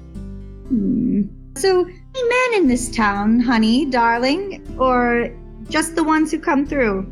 She sort of looks quite sad at the ground and says, "There's not been that many men for a while, a couple of months. Even then, the ones there don't stay." And she sort of takes a crumpled bit of paper out of her pocket and shows you this bit of paper, and it basically just, as you read before, it just says that, "I'm leaving you, I've met my dream woman." And it seems to be written by a man, and she takes the letter back off you and says that was by her husband. Now it's another one. What's this one? What's the guy's name? Oh, the guy's name? The guy's name is Bartholomew. I think this is going to be the same issue as every town that we've been in, which is there are no men and they've all gone north, so I think we should all go and head on to Eisenport. Okay. Beryl pats Flash and says, "You ready to go? Let's you go, move Flash." up towards the cart. Julian sort of goes, yep, that'll do, Flash, and you all get back in the cart as this riot is continued, and one of the fish market stalls is on fire now. So Fire. you all push out of the town, and you all head down the road and carry on the northern road toward Eisenport. For the team, is it a little weird that Julian seems to be able to leave the town at will and not get trapped there? Do you think he's the bad guy? Rabuna will strike up a conversation with Jillian and say, hey, so have you noticed that there aren't any men in any of the towns that we've been going through? He sort of goes, well, you know, it's the last few years there's been less and less men because they've all been travelling for work, I suppose. Well, have you ever thought about staying in Eisenport? No, my wife would kill me if I stayed in Eisenport. Oh, did anybody ever offer you to stay in Eisenport? Oh, many have. My wife told me that I have to tell all of them I'm a eunuch, because if I don't tell them that, and then she finds out that I didn't, she will make me a eunuch. What's your will saving score? What do you think there, Julian? You had to guess. I'm very suspicious. What about Flash? Is Flash a boy horse? Well, have a look under him and you'll see. Connected. You can't just tell me. What? Well, I've referred to him as him several times, so yeah. Why are you... have you got a thing for horses? No. Oh no. I just find that a little suspicious. My Flash has been able to resist. Well, you know, I know the women seem desperate, but I don't think they'd try fucking a horse. Maybe they're not that desperate yet, I don't know. It's okay. Jesus Christ. Is there a thing that they do? Oh. Imagine going on, are you blind? Like Julian, you've been traveling this, this is our first time, but you've done this route. The evil magics that are going on? No? Yeah, they just ignore me. They don't bother with me. Suspicious I'm at just all. a cart driver. I'm just paid to go up and down, and I tell people I'm a eunuch. They don't bother with me. Oh, interesting. Okay. All right, sounds good. Let's go on to Eisenport. Stanley and Arthur, now we know. You don't have to dress up like a woman. Eunuch. Eunuchs. Okay. We don't need to actually be eunuchs. You can just say it. Yeah. Okay, so you follow the road out and up the hill, and eventually it goes down again into this coastal town, which looks immediately like it's got a lot more money than anywhere nearby. As you go in, all the buildings look well maintained, they look well structured, they look almost too clean, as it were. And as you pull into the town's centre, there's quite a large temple, and then this sort of road that snakes sort of round and down behind it. And on that road you've got a schoolhouse, a jailhouse, a pair of inns. One's called the Stork and the other was called the Braggard's Rest. And finally at the bottom of the hill you've got like a small it's like a merchant stall where there seems to be a very ginger looking dwarf and there's some docks next to it. Boy dwarf or girl dwarf? It's got a beard and it's this far away. Anyone's guess. Can't tell. Okay. Bet that's Anders. Are we let off the cart and everything, and he kind of announces that this is Eisenport? Yep. He kind of gets into town. He goes, well, this is Eisenport. Me and Flash will be going back down probably tomorrow evening, I think. So he kind of takes the horse off to the sort of stable at the side next to the jailhouse and begins putting him in, sorting him for the night. Is it nighttime for us too, or is it like midday or early evening? It's about 8 o'clock. Can we go over and say hello to the dwarf? You can, yes. So you walk Rabuna over to the dwarf, and as you get close, you hear him go, "No, not like that, not like that. How many times have I tell you, not like that? Don't tell her that." And this woman, who seems to be working on some kind of fine gold craft work, seems to go, "Well, I can't do it like that." "Aye, but you do it properly." And he takes it, whatever she's working on, off her and throws it away and says, "Do it properly, don't skimp." And he hobbles back towards the front. When he notices you, he sort of hobbles to the front with his crutch. And you notice that his left leg is totally mangled. It's from the knee down, it looks like it's been buckled and broken, like it's been badly bitten, and the muscle's been wrenched away. How'd that happen? He looks at you Don't say and hi, goes, you just ask him about his leg. he goes, I was mauled by a sea leviathan. I show him my leg scar. How'd that happen for you? So, how'd you do that then? Sea leviathan. Oh. See, now we have something in common, so now you'll tell us more stuff. Ah, fair enough. What are you doing battling it? Were you part of a clan? Yes. Oh, what clan? Clan. Just the clan, aye. Yeah, that Taking it back, going clan. original name, aye. Tell him, Tim. This small child just stands next to him going, well, I want to be an adventurer. And Okay, good job, Tim. Good job. It's about the Leviathan, the war of the... What's a Leviathan? Oh, not you, Tim. Shut up. My name is Rabuna. What's your name? I'm Anders. Anders. We are Sherlock. we're looking for somebody. Have you heard of anyone by the name of Dorian? Dorian. A dwarf? An elf, I think. An elf? Right. I don't remember many elves. No. Not that I'm... Because we have written proof right here! And I pull out the letter that he made contact with you 2 weeks ago. He takes the letter off you and goes, when was this? And he looks at you. The exposition. I don't remember this. Wait. Oh, wait. Was this the wee one that came in and was like, tell me your secrets, my papa will love you forever? Aye. The boy went away. I don't know what happened. Sounds like him. Yeah, sounds like him. Aye. He came in and every day for about a week he came and bothered me and was like, my pappy would love if you could tell me your recipe. And I'm like, your pappy can suck my fucking bobby. I'm not telling you a damn bit. Who's Bobby? He sort of looks at you and groans and goes, you don't understand dwarf, it's fine. So, one dwarf to another. What happened to this guy? Well, as I said, he came by every day for about a good week, maybe 2 weeks. It was like, tell me your secrets, I'll give you gold, I'll give you grain, I think was what I'll give you farmland. I don't care about all that. And then one day he just stopped turning up, and to be honest, I was just grateful to have the silence. What do you make here that he wanted so much? I make gold jewellery, and he sort of gestures to... He leans behind the sort of stall he's at, and he takes out a bit of gold bracelet, and he shows you it. It's intrinsically made, it's very, very beautiful, and very fine gold work. But he's like, aye, but it's not for sale, you see. It's the girls here, they bring me the gold, and I sort of smelt it and craft it for them. Where do you know where they get the gold from?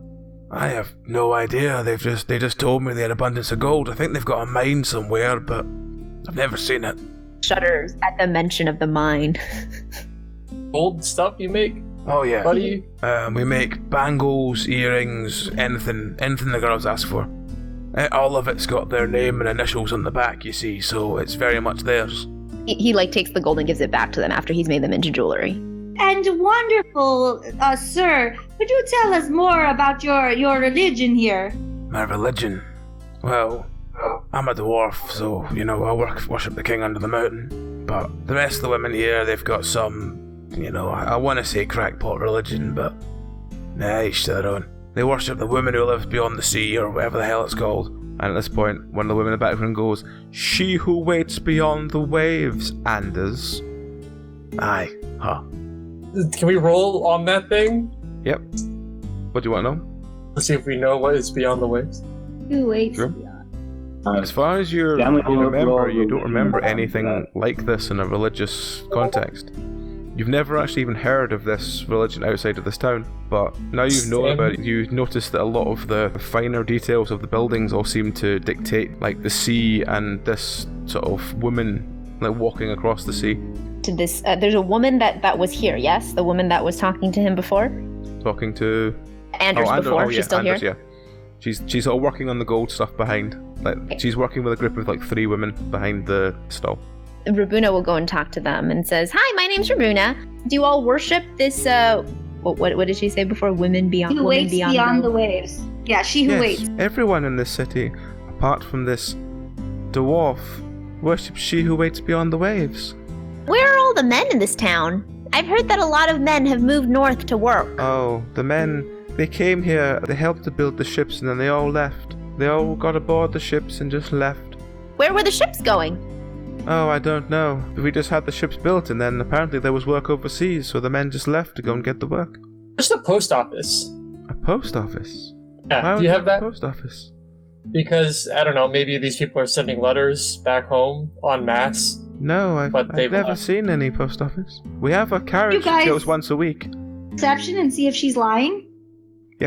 We can do that. About the post office? As far as you can tell, she Okay. seems to be telling the truth. God, Dicebot, what are you doing? As far as you can tell, she's telling the complete truth that the men that were here seem to have left on ships. Where do you get all your gold from? Oh, there's a small mining thing we take from the sea. We take a lot of gold from there. There's a mine in the sea. Yes. It's the purest gold. There's none of this coal malarkey mixed in. Tell us where the mine is, and can you point us in the direction of, like, the docks or, like, the shipyard where they build the ships? Well, she sort of looks to her left, and you just see that that's where the docks seem to start. Okay. Before we leave, though, I want to kind of elbow Anders and say, Anders, have you ever wanted to find a soulmate? He sort of looks at you and goes, Well, not actually seen anything about dwarf in a long time, so don't know. And I say, well, I happen to know that Rebecca is looking for someone with a beard longer than her beard, so you might be in luck. You might be lucky if you ask her out to dinner. Just, just saying. And who would this Rabuna be? I point her out. Alright. He goes, That is a long beard. Better start growing. That's what she's looking for. Just a tip. She's looking for someone with a really, really long beard. He strokes his own beard, which is only about maybe halfway down his stomach. And he goes, Fair enough then. Interesting. I'm kinda old though. I don't know if you'd be still into that. I mean, it doesn't hurt to try. I'll ask. I'll check it out. Okay. So, what are you doing now? Emily wants to ask the women more about she who's beyond the waves. Okay. What do you want to know? Who is this she who is beyond the waves? Tell me about her. Oh, she's wonderful. She's our mother. Basically, when anything happens to us, it's all her will. She looks after us, she helps us through the day, and when we grow old and sick, we go with her, and we walk into the sea and walk to her side on the waves. She? Like, really? Yes, she would accept all her daughters, even you, and she gestures towards Rabuna and she gestures towards Ellie. She would take you if you wanted. You could be part of a loving community here.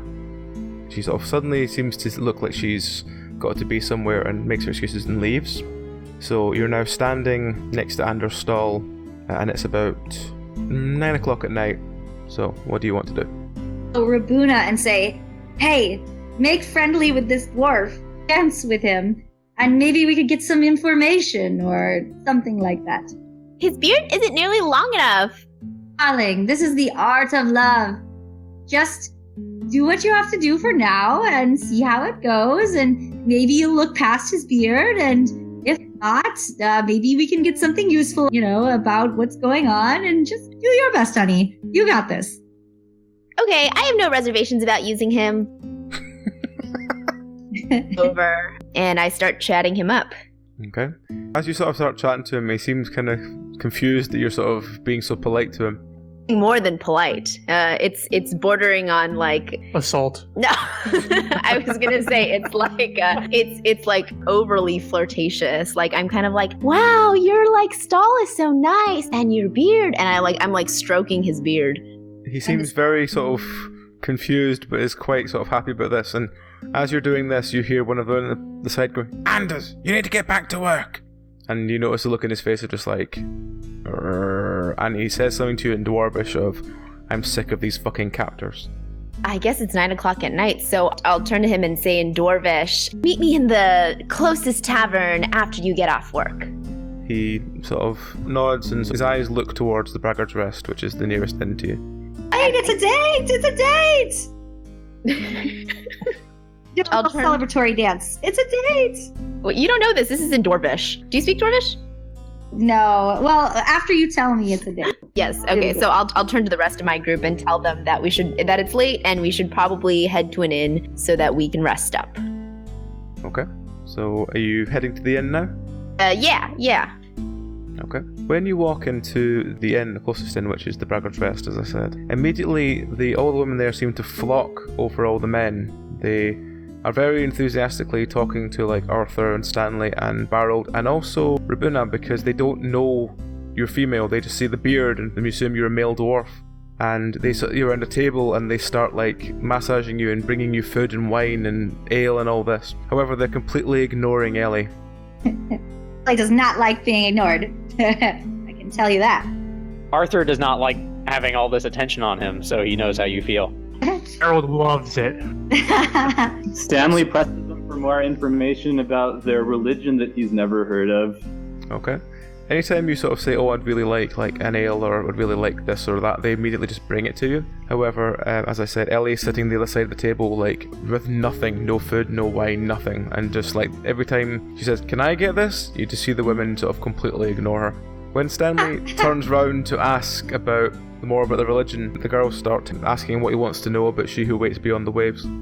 Is it possible for me to observe some of these? What was it you said you do? Well, we pray in the temple. Oh, I would want to visit the temple. This will be great for my new book. They tell you that, oh, it's late, the temple will be closed, but you can go in the morning. But for the night, you need to relax. You've travelled far. And, well, in the morning, then, we will look at the temple. So, is anything happening with the food, or are you just going to enjoy eating and just watching Ellie sit there, like, seething at you that she's not got anything? Oh, you can have some of mine. Thank you, Stanley. And I give everyone else a stink eye for not sharing. As Stanley shares with you, the girls go, oh, are you not hungry? You can't just pass all that lovely food. Are they ignoring me, or am I like... He can pass you the food and you start eating it, but they seem to act as if he's just sort of discarded the food as in like pushed it away. What kind of food is this? Basically at the moment it seems to be a mix of like stew and fish and sort of like anything you want. If you said you wanted bread and cheese, they'd have brought you bread and cheese. Tim is sort of standing there and he's not really sure what to do because, you know, the girls are ignoring him because he's a small child. Oh, Tim, check out, this is how you do it. Here's my best pickup line. And I pick up one of them and I put them down next to him. Okay, he I picked them up. walks over and takes the food and begins eating it. Get it? Harold, you need to work on your pickup lines. That was horrible. That was, I picked them up, so. My rates start at 25 gold pieces an hour, but I think you might need to start at 50. I will turn to the women and in my best man voice, because, you know, Rabuna's realized that they only care about her if they think that she's a man. She says, I'd like for you to bring my friend some food too. And the women sort of go, oh, of course. And they go away and they come back about 5 minutes later with this crate. And they put it down on the table, and as you sort of look at the crate, you're not sure, you take one of the bottles out of it, and it's full of this, like, weird greenly coloured alcohol, and it says on the front, Retsina. And as you open the top of the bottle and sniff it, it stinks of very strong alcohol and pine. And as you're sort of looking at it confused, she brings, like, a bag of raw onions and pours it onto the table in front of Ellie and says, there you go, you've got food now. Oh, this is so weird. Can she get any, like, red pepper flakes with that, you know? The girls Ask them if they get women travelers. The women sort of blink and seem to ignore your question and then go back to pampering the men. Is there a restroom in this tavern? Oh, there's one just at the back there. And she does a sort of gesture through this, like, small door at the back. There goes the restroom. Is there a window in the restroom? There is, yes. Out the window. You're climbing out the window. This is not his scene. You climb out the window and you're back in the sort of side alley of the main street. What's the weather like? Could I sleep outside? It's sort of relatively nice considering it's early evening. Arthur just wants to look for a place to hunker down for the night. Okay. Sleep. Maybe with like a place to look out over the town so he could observe just the comings and goings as the After night a while goes of on. looking around, you find a rather comfortable looking sort of very thick bush that you sort of climb underneath and sleep under. Stanley continues sharing food with Ellie despite the dirty looks, and probably when he's had enough to eat, he'll be ready to turn in for the night. Okay. They pour a glass of Retsina for each of you, And as you're handed it, you pick it up and sniff it. Again, it stinks of strong alcohol and pine. And you notice all the women seem to have a glass of this very strange green liquid. So are you saying it smells of alcohol and pain? Pine. Fine. Like the tree. Like the Pine tree. tree. Okay. Not drink this stuff. All right. All right, I give some to Tim. Hey, try this, buddy. Tim takes a sip of it, spits it out, and starts crying that his tongue's on fire. Ah! Tabitha gives you a sort of evil glare that you seem No, to have we given her child won't know alcohol. if it's poison if you don't swallow it. So we won't. Stop! Come on, put it. No. The child is just crying at you now. Rabuna will He drink doesn't hers. like it. You drinking yours? Oh yeah, I'm drinking mine. Okay. I'm a dwarf. I don't pass up any good alcohol. You basically shot it back and it hits you like a freight train. It's incredibly strong. It's still good, but it's incredibly strong. I ask for another. They continue to keep topping up your glasses. Stanley doesn't think he would like this. He examines it, and if it doesn't look evil in some way, he's uninterested. He takes his cup and pours it out on the ground, giving everyone a very nasty look, and then retires to bed. Oh, and tells Rabuna, like, nudge, nudge, make sure you get some good information. Okay. All those they consider to be men, they take upstairs and they offer to these, like, each of you have an individual room that seems quite elaborate and comfortable, and it's got this quite large double bed. And as you sort of sit down in the bed, it's incredibly comfortable and you feel really relaxed and at home. However, to Ellie, because she's not one they're interested in, they sort of like push open a door next to the restroom, and there's this like very moth-eaten bed inside. I tell them, take my friends to my room. Oh, so you kind of see them taking the men to your room. They are completely ignoring Ellie again. In the women and the child. Tabitha sort of huffs and cricks up Tim, who's still sobbing and trying to look like he's going to be sick, and takes him upstairs. It's up to Ellie what she does. You should tell me what she's doing. I think that she's going to storm outside, and maybe she'll run into Arthur. Arthur, where'd you end up going?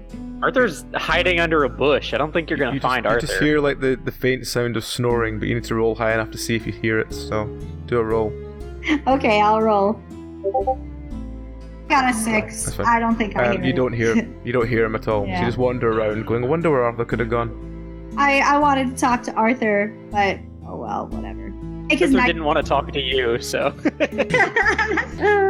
That's fine. Well, maybe I'll find a place where I can eavesdrop on Rabuna's conversation. Yeah, Barreled, I think, would try to steal Tim away to plant more things in the city and tell him more about botany. Alright, okay. About 20 minutes go past and Anders appears in the inn and sits at the bar drinking. He is completely ignored by all the women. I go up to Anders, and immediately once he comes in, I like drop the male voice, and I'm like, "Hey, how's it going?" in Dwarvish. The entire conversation will be in Dwarvish. Mm-hmm. The women still seem to be, it's not kind of fawning over you, but still very interested in you. But because they don't understand what you're saying, they're sort of confused that your voice has gone so squeaky. How does Anders respond to me? Anders is sort of looking at the women and then just sort of responds to you in Dwarvish. Like, he doesn't seem to make eye contact with you, but he does go, "Why are they not leaving you alone? This is very strange." I don't understand either. I'm very feminine. Aye, you are that, aye. None of them are interested in you. They seem to be interested in all the men that come through. I come old with a bad leg. They don't care about me. Okay. You said something about captors. He again sort of shoots a look at the women who are like trying to like, every time your drink runs empty, like refilling it very quickly, and he's just like, aye. So, they're your captors? When I was on the sea and fought the sea leviathan which mangled my leg, I woke up here. And every time I try and find a way to get out of here, they stop me. They don't want me to leave. I'm too valuable to them. So what exactly happens? Like, would they threaten to kill you? Like, do they, like, drug you? What's going on? Oh, they just, any plans I make just fall through. Like, last time I planned to get the caravan suddenly magically left, like, at 3 in the morning rather than 7. It's just little things like that. They just keep happening. It can't be more than a coincidence. Where are you from, Anders? From a long mountain coast, long way away, I think. Trying to go home? I don't know where home is. I don't even know where here is. I can't seem to find a map anywhere. Every time I try and find one, they seem to magically disappear. And he gives another sort of glance at the women and then back to his ale. Weird, okay. Do you want to leave with us? He again sort of swigs his ale and takes it in and goes, I just want out of here. If you're leaving, I'd happily come, but I don't think they'll let me go. You've really never seen any men around here. I see some men around, but I can't talk about it freely with them being around. I'm already getting kind of skittish talking about this now with them talking to you that closely. And you see a couple of them looking at him like, what are you saying? It's like sort of that kind of like, haha, you're saying a funny thing, but I can't understand you. What are you saying? And they look like they're trying to work out what he's saying. They don't speak Dwarvish, right? So No, what are you but scared they're of? Suspicious, look at them. The one at the end of the bar is making eye contact with me a lot. And you look over, and this one at the end, who doesn't seem like the rest to be like is sort of doting on you, seems to be like looking at Anders with a very like raised eyebrow and a sort of like I wonder what you're talking about expression. I invite him back to my room. You can if you want. I have a really nice room here. Do you want to come back to my room with me? Hint, hint, nudge, nudge, flirtatiously. He gives you a sort of raised eyebrow and looks in there kind of like, oh, it's been a while, but maybe. Maybe? As he sort of nods very subtly at, again, the woman at the end who seems to be like frantically making notes now. Oh. It might not be for the best, just in case. Because They do? I have What a would they feeling I'm going to do? have a meeting with the matriarch tomorrow. What would the matriarch do? Same thing she did last time. Threaten me. And then again, if threatened I you with? become unreliable because I'm talking in a language she doesn't understand, maybe she'll threaten someone else. With last He- time. At this point, you see him just begin to like give in to his nerves, and he stands up, downs the rest of his ale, and says in normal talk, "Aye, it's good talking about the family. It's good to see you again. I'll speak to you later." And he walks out. Oh, Rejected. Ooh. hail him tomorrow when he talks to the matriarch. Rabuna, I guess, will also get up and go to bed and tell Ellie about this. As you walk past, you see the woman at the end of the bar is frantically scribbling notes, and as you sort of walk past, she seems to be kind of like very interested in you, as in she's sort of trying to write down details about you, I think, because she's like she seems to be like trying to scribble, and she's like looking at you, bits of you all the way down, like first of all your head, and then your body, and then your legs and stuff. Like she's writing down what you've got on you, like easily recognizable objects and stuff. To her, and I say, "Hey, what you writing down?" She sort of freezes and looks at you, Writing and then down, just sorry. My deep voice. nothing, write and down. scrunches the paper up and shoves it in the side of her dress. I say, "Do you want to come up to the room with me?" Oh, I would be flattered if such a lovely gentleman was interested, but I'm afraid I have errands to do. And she sort of smiles, bows, and walks out. I grab her arm and I say, "I've seen so many women, oh gosh, on my travels here, and you're the only one that I want." She immediately goes quite pink in the face, but goes, "Oh, but I have errands to do, and I can't come and be alone with you in the room, not until I have a ring on my finger." What that means. So I'll say, "Ring on your finger, huh?"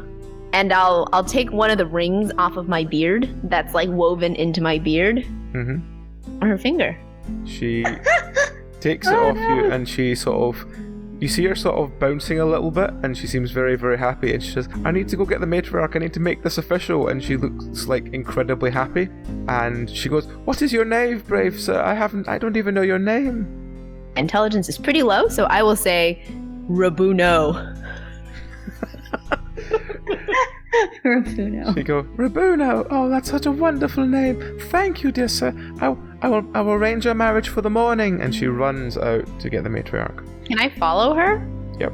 I follow her. Okay. I come too. As you follow her, she seems to run up towards the temple and seems to bang on the door of the temple. Did she run by a particular bush where a halfling with a net might be able to snatch her? I think Arthur's sound asleep, but you never know. Damn it! But you see her when she gets to the temple and bangs on the door. You're watching from afar as someone seems to answer, and she seems to show off the ring, like, quite proudly.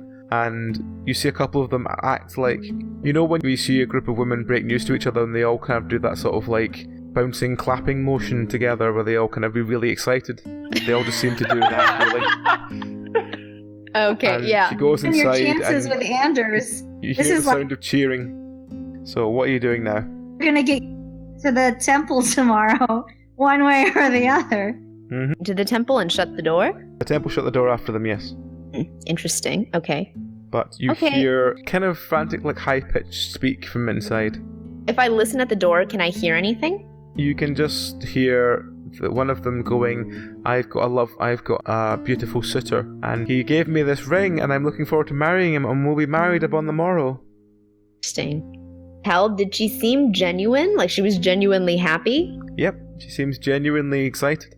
Interesting, okay. Be an interesting way to see what happens to the people who get married. I wonder if it will affect you in the same way if you're not a guy.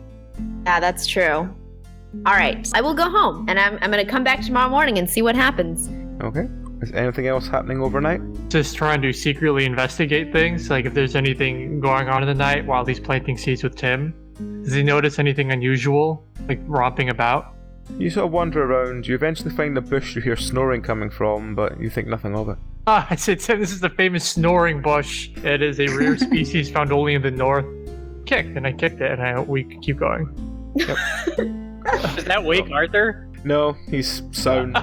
Very, very. I just have like a sore back tomorrow. And then we eventually retire. Yep. And Tim is presumably very sleepy, given he's a child. But how you become an adventurer. The next morning, you all wake up relatively early. All of you seem to have slept well, apart from Ellie and Arthur in a way, but Arthur's sort of fine with the fact that he wakes up in a bush. Ellie doesn't seem to have slept very well because she eventually did go back to the very crap bed she had. The rest of you all slept very well and are awoken to this quite established breakfast that's on offer to you from the inn. Very nasty review. On Felp. Fantasy Yelp. Fantasy Yelp. So my business has a very high score on Fantasy Yelp. Arthur wakes up. He wants to go down to the water and do some fishing. Okay. Specifically wants to find out whether the fish here are as gross and the water is as gross as the previous places they've been. Okay, so you walk down to the docks, and as everyone else is eating, I'll do your looking at the docks first. You get to the docks. There's about 30 odd fishing boats bringing in like hundreds and hundreds and hundreds and hundreds of fish, and there seems to be groups of women who are helping either unload the fish or like head and tail them. And the fish here look large, like abnormally large and incredibly healthy. Arthur is impressed. Are the people working the fishing boats also women? Yep. They all seem to be relatively older women. They don't have like all the women you've met so far have got like all this elaborate jewelry, like rings and necklaces and earrings and like nets of gold almost all over themselves. It's like lots and lots and lots of this beautiful jewelry. However, the ones working in the fishing boats don't seem to have any jewelry at all, but they all seem to be over a certain age. I mean, I assume they childbearing years, that age? They look... If everyone you've met so far is between the age roughly of about 18 to, let's say, late 30s, this group that are in the trawler seem to be about 40s to 60s. Or should I, if I want coffee, I should just go to the inn, probably? Yep. After investigating the docks. Fantasy Starbucks. So are you returning to the inn? Or return to the inn. So you walk into the inn and you notice 2 or 3 people sort of grumpily standing outside the restroom stall, wondering why it's not opened yet. Oh, because you locked it and then you ran out the window. Instead of going in the front door, then Arthur I guess Arthur goes in the front door, sees that, and then goes back out, climbs into the bathroom window, and then comes out the bathroom. Okay, so, yes. Come out of the bathroom after using it for 9 hours. Yep, he just walks out going, that was such a fight, carries on, and the people next to him sort of look at him quite alarmed. So, as most of you are getting an elaborate breakfast, apart from Ellie, who's sitting there again with these raw onions and bottles of Ritsina, what are you going to talk about? You can have some of my breakfast, Ellie. I don't think I can eat anything in this place. Let's talk about the wedding. Let's talk about something happier. And Rabuna fills everybody else in and says, "Hey guys, I'm getting married today." Oh, yay! And then Beryl claps a little. Yay! You told me that the temple was closed at night. True. Except for the women. And Rabuna will loudly announce that, "Hey everyone, I'm getting married today. What's a married dwarf to expect?" And the women around all sort of applaud, and you hear the sound of like trumpets outside, and as you look out, the matriarch walks down and says, "I hear that you're marrying one of my girls today." It was love at first sight. What's her name? Oh, true love. Names don't get in the way of true love. That's a really long name. No, you did not ask her name at all. I didn't at all. As Brendan knows, we have a tendency to not ask NPC names. Yep. Very true. Very Including true. the one you're getting married to. Yep. Including the one I'm getting married to. I don't know how old he is either. Okay. So Age does not stand in the way of true love. At least you know your beard is longer. Creepy. That's true. the matriarch tells you, so it is custom in our land for you to come with us and we will prepare you for the ceremony. And she takes Ooh, you I by- need to watch this. This is important local She- occult traditions. She takes Rabuno by the hand and begins to lead him up the hill and says, I'm afraid it is a sacred ceremony. We won't be able to let your friends see, but you'll be prepared later, don't worry. If they come to the temple this afternoon, they will see a fantastic ceremony. And she leads Rabuno away. Scribbling notes. Buna, by the way, brings her hammer with her and all of her weapons. Okay. Just in case. Just in case. Can we run after them? Just in case something goes horribly wrong. You sort of move after them, and as they get to the temple, the doors of the temple are shut and locked behind them. And as you walk in, you see them immediately start sort of fawning over Rabuno at his hair and trying to groom it as the temple door slams shut. Uh-oh, this might be a bad idea, guys. Uh-oh. It's good to know you. Hopefully it goes better Alright. than the last wedding we all went to. Stanley is annoyed at getting locked out of the temple. He examines the lock, tries to force it open. It seems to be barred from the other side, but you can definitely try. Nope, I you rolled sort a of 3. push the door very gently and nothing seems to happen. They told me they would let me see the temple. Can Barrow try to punch the door? Yep. Open. You punch the door and punch the door and punch the door, and eventually one of the women comes from across the road and goes, Why are you punching the door? I would like to be seated on the groom side. If there's going to be a ceremony, then you'll be invited to it later tonight. Send in our RSVP for now. I don't. Listen, Do you know how weddings work? in our country, everyone who has any relation to the groom at all is involved in getting the groom ready. We, We're gonna have we to call it insist the- that we be. We're gonna have to call off the wedding if we're not allowed in. Customs You know, here. tradition. Afraid the customs here are that the groom is taken, he is thoroughly washed, he is dressed in our finest clothes, and he is taken to the ceremony. You took his clothes off, Why, yes, that is part of the ceremony. and everything is still gonna proceed as normal. They look at you quite confused and say, well, why wouldn't it? How is your vision?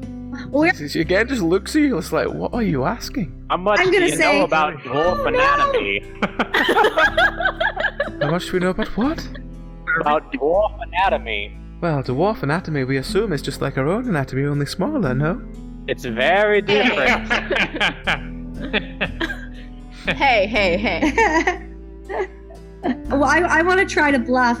No. We must be there. In our culture, no, in dwarven culture, if you're washed before a wedding, then the wedding cannot happen. You must be dirty for the wedding to happen. Oh, we will go and speak to Anders. Maybe Anders will know the answer. And she sort of don't wanders speak off to towards him. Anders' Oh. stall. Oh no, Anders the boy. we better go with Would run ahead. yeah.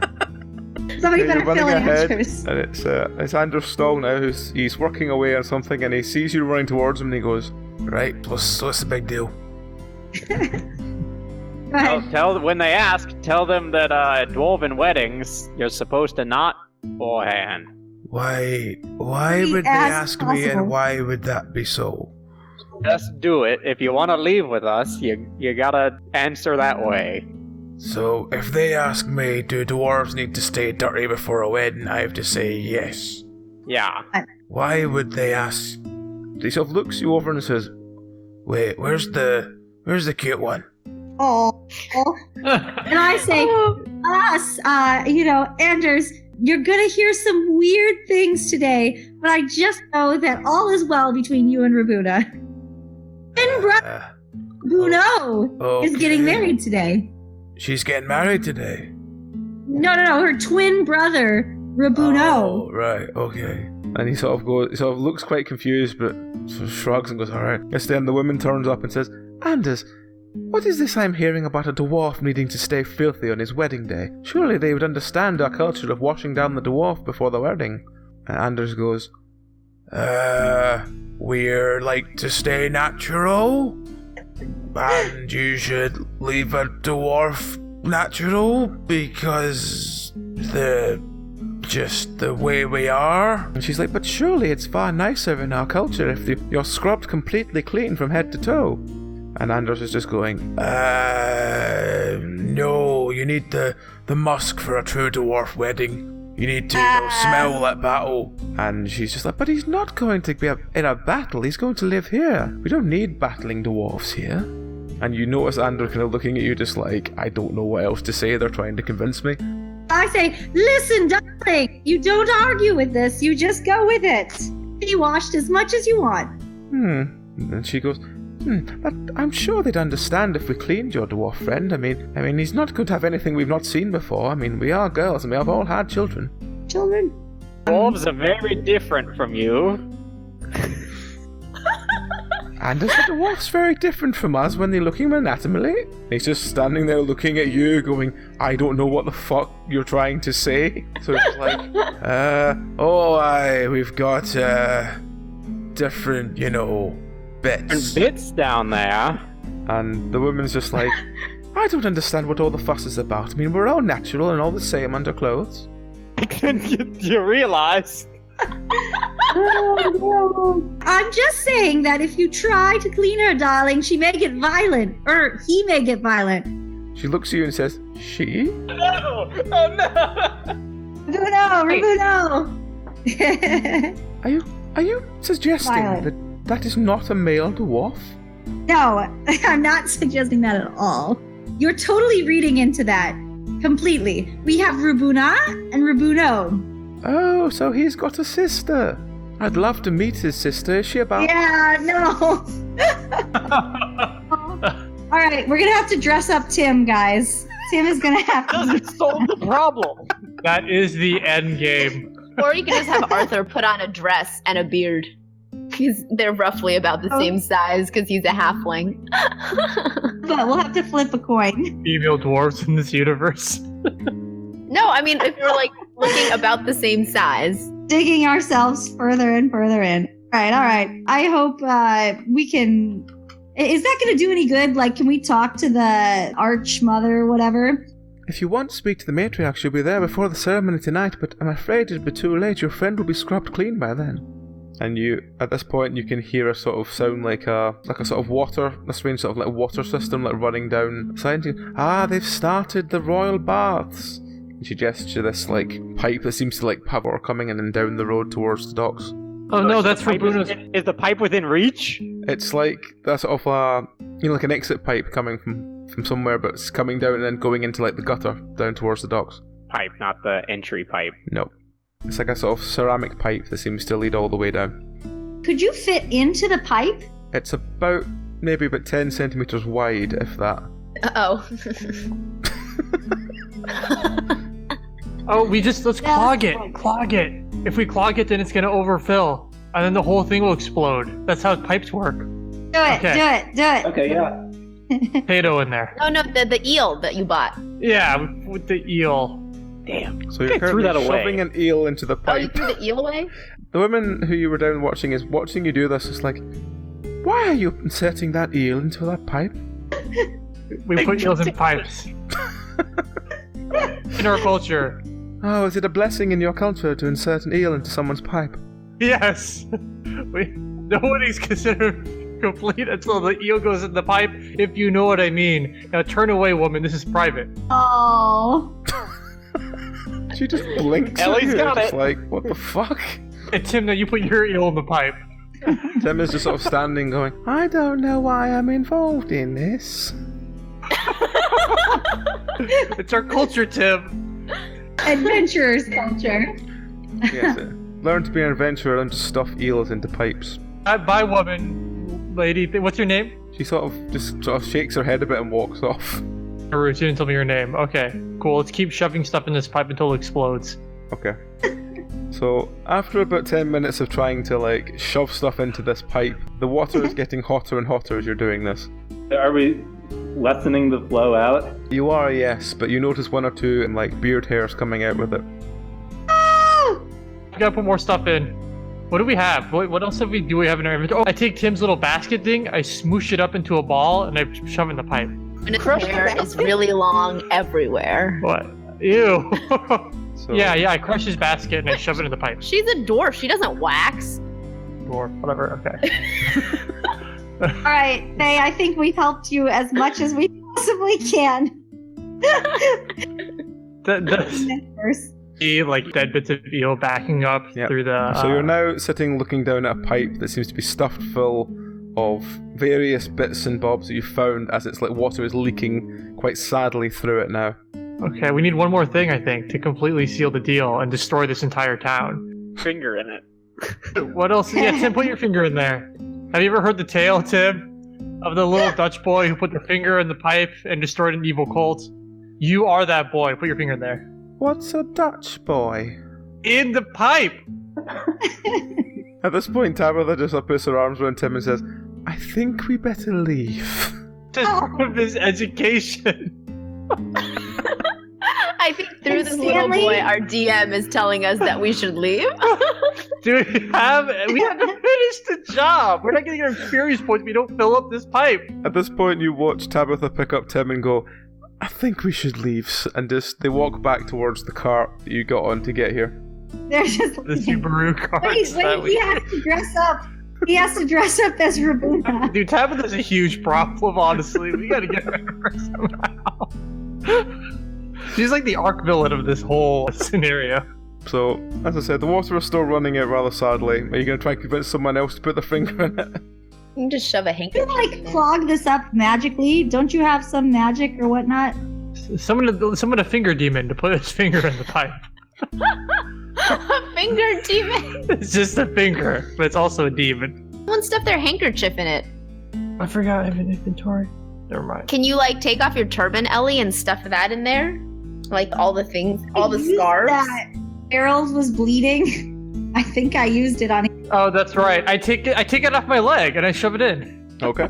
That's right. So you have managed to block the pipe, but the water is still trickling out of the bottom, but for the most part the water seems to be blocked. As you put it down and sort of like touch the edge of it and feel it, it is seeming to heat up quite strongly. We solved your pipe puzzle, DM. What else you got? Should we retreat to a safe distance before the whole town explodes, as we predict? It definitely will do. I want to be close to the temple to watch. So as you sort of retreat to a safe distance, you watch the pipe, and after about 10 minutes still nothing has happened, and you sort of watch as a sort of group of girls come out from the temple, walk down, look at the pipe quite confused, grab one of the bits of the basket and pull it, and all the stuff comes away along with a tirade of water. It seems to like spray down the road towards the docks, and then they just look very confused as to, why is this in there? When they came out of the temple, could we rush into the temple? You can rush into the temple, yes. Yes! There, yeah! That was part of our plan! we saved for Bruno. Okay, so you've rushed into the temple. Are you going to lock the doors behind you, or are you just going to leave them open? Yeah, we do. And we better sneak. Do that. So the doors are locked now? If you want to lock the doors behind you, you can lock the doors behind you. They're locked. That's an unnecessary alarm. They were locked before. Always so locked. That makes sense. Yeah, so you have to relock it. Yeah, they'll just be like, oh man, I left the house, I forgot to take the keys. That happens all the time. We're like, oh man, I forgot to take the keys. Alright, we locked them. Okay, so inside the temple there are like pews to the left and to the right and a couple in the middle, but it's mostly a sort of praying area in the middle. And at the back there's like an altar with lots of candles in front of it. There doesn't seem to be a way out of this room. Where's the overflowing tub? If everyone could do me a perception check, please. Yep, Ellie notices in the back right by the edge of the altar there seems to be a door covered by a curtain. Alright, come on guys. It seems like this curtain may lead us to another place. Check it out. I grab a handful of the religious candles to look at on our way over there. Okay. Once you open the door, there's some stairs leading down. At the bottom of those stairs, there seems to be like a room. In this room, there's a sort of like stone table, and next to the stone table, there seems to be like a bathtub. And next to the bathtub, there seems to be very neatly folded the clothes of what you would assume to be Rabuna. And where's Rabuna? At this point, you hear the sound of a gong in the room after. I take her clothes in case she needs them. Okay. You also notice lying around there's a couple of light boxes again of Rizzini, including one that's lying empty on the floor next to the clothes, and as you pick the clothes up, the clothes stink of Rizzina. With this wine. Who drink it? Ellie drink it, right? I drink it. Oh, Rabuna drank it. Yeah. I poured mine out. I was the only one that drank it. Made Tim drink it. Like a little dweeb. You know what? You chased him away. That's one more NPC that can't stand us.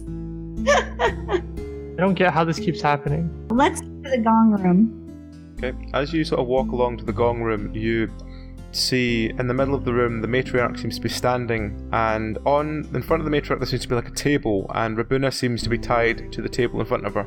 And you see the matriarch sort of looking to the left to the right, and each side there seems to be women coming in and out in black robes. They seem to be cleaning after men who seem to be tied to wheels all around the room. It's like in our culture we typically don't sacrifice the groom. if you look at the room itself, the wheels are they're like pirate wheels, but they're on their side. And it's like between the spokes, between every single spoke, there's like a man tied to the wheel itself. He seems to be stripped completely naked and tied to the wheel. And at this point, there's about 6 wheels in total in the room, and there's lots and lots of women sort of wandering around. They seem to either be sweeping anything that's come out of the men effectively into this hole underneath the wheels, or like generally cleaning the room itself. And in the middle of the room in front of the matriarch, there's this enormous aqueduct. So wait, what's coming out of the men? It's like they're like basically any kind of shit, piss, or like any kind of vomit of basically having Rizzina poured down their throat whenever they make noise. Awake? A lot of the men look like they've been kept a long time, they look unkempt, like the beards are growing. The general sight of them, a lot of them just look either unconscious or very drowsy. And their quest item, that dude we've been trying to find. Oh, I wrote his name down. Dorian. Is there an elf in here? You look around the room, from where you can see there could be an elf, but there's so many wheels in this room that it'd just be too difficult to see from here. Notice us? Like the matriarch in black robes? She sort of walks round the front of the table that Rabuna is on and says, Ladies, we were going to have a ceremony tonight, but it seems that with this strange sign from She Who Waits Beyond the Waves, we are going to have our ceremony early. And all the women sort of light torches and begin to sort of stand in a sort of it's like almost semicircle around the aqueduct. And the matriarch raises her hands up and begins to sort of speak to the crowd. Where is the matriarch from us? How big is this room? The aqueduct's about 10 meters wide. So it's like a big square in the middle of the room, so she's about 15 to 20 meters away from you. I think Beryl will tell the group, I'll distract her. You guys set up. Arthur will sneak off to the side with the intention that when Beryl causes the distraction, he will sneak over and free Rabuna from her bonds. Okay. The matriarch raises her arms and says, May the mother bless you. And all the girls reply with, And bless us all. We raise our face to hers, that she may look upon our hearts. We praise her name, we bless her name forever. And as the matriarch sort of brings her hands close towards prayer, she bows to everyone and then begins speaking, saying, On this night, great mother who waits beyond the waves, we petition you with humble yet hopeful hearts. We bring forth you these gifts offered by your daughters on the shore. Grant them peace, guard and govern them, bless them with your glory, that they may be faithful and bring forth your image to the land. Hold within your hands those who have passed beyond the seas, that they may greet us as we greet the water on our final days, with shining eyes and open arms. We pray you accept our humble offering of thanks, guide our days in peace and prosperity, and protect us from the great cold one who seeks to taint your daughters and drag them down to the deep below, far from your eyes. And count us among the chosen, bless our meager gifts, approve them, cleanse them, as we return their spirits to the sea, and scorn not the lesser set, but turn your kindly countenance upon them, and grant that they may be able to accept your power to walk by your side on the day you rise to walk upon the shore. To the mother we pray, to the mother we come, to the mother they fall. And at this point, you see one of the men being unbuckled and dragged along the floor towards the matriarch. And as he gets in front of the matriarch, she again raises her arms to the side and says, to the mother we pray. And as all the women seem to chant, to the mother they fall, she kicks him in the chest into the pit. Okay, Beryl will come out and say, I object! I shoot her. I have a bow. Okay. Yes. Roll to shoot her. Oh. You sunk an arrow deep into her shoulder. She sort of shoots back a bit and looks up at you and says, ladies, it seems that we have company. Just proceed with the ritual. They must receive their gifts. And the women seem to hurriedly now go to either side, unbuckle men, and start dragging them to the middle of the pit. No, hold on. I said I object. Legally, you have to stop or you're a cop. I think we better fight them. And the matriarch is sort of buckled over with this arrow through her shoulder, and she seems to be like... And at this point, you hear a very drunk Rabuna go, ah, and sort of look over and then she recognizes your voice. Am I close enough to Rabuna that I could at all interact with her chained up body? She's lying on a table behind the matriarch. Okay. Is she in chains or is it rope? She's tied by a rope. Her hands and legs are tied by a rope. Has Arthur gotten close enough? Arthur's kind of going around the side, isn't he? Well, I was going to try and sneak around the side. I assume that's better than just sneaking through. Do a roll, let's see where you've ended up. You're basically like halfway around the room, hiding behind one of the wheels, trying to get round all the way around the sort of edge of the room. You basically notice that all the men here are, again, tied to wheels, but they seem drunk to all hell and Retsuna. Can Rabuna try and, like, Hulk her way out of her restraints? Sure. Roll. Can I add my strength at all or anything? Yeah, sure, why not? Yep, you managed to break the tying your wrists to the top, but you don't manage to break your wrists free, if you know what I mean. So you can move your hands, but they are still bound together. Okay. Is Rabuna naked? Yes. Says, look under her beard. She's a woman. This is all a big misunderstanding. We just want to take her and leave, and you guys can keep with your fun ritual thing. I want to shoot people. I've got a bow. Can I shoot more ladies? Everyone goes, okay, that's how we're doing this. My bow also. At this point, there are still women just dragging men to the edge of the aqueduct and just kicking them in as you're sort of having this like debate across the room. Okay. Shoot somebody else. I shoot the people. You try and shoot, you miss, and you manage to hit one of the pillars in the room. Untie her feet drunkenly with her hands that are bound together. Okay. So while you're doing that, what is Stanley doing? I take out my bow and also start shooting. I shoot at the matriarch again. Okay, roll. Natural 20. You shoot an arrow straight through the matriarch's head. She just you hear this sort of wet thunk, and she just collapses forward into the aqueduct. Oh, hey Arthur, do you want to dive in the aqueduct and like save some people or something? You can swim, right? What if the kind of aqueduct you come out of?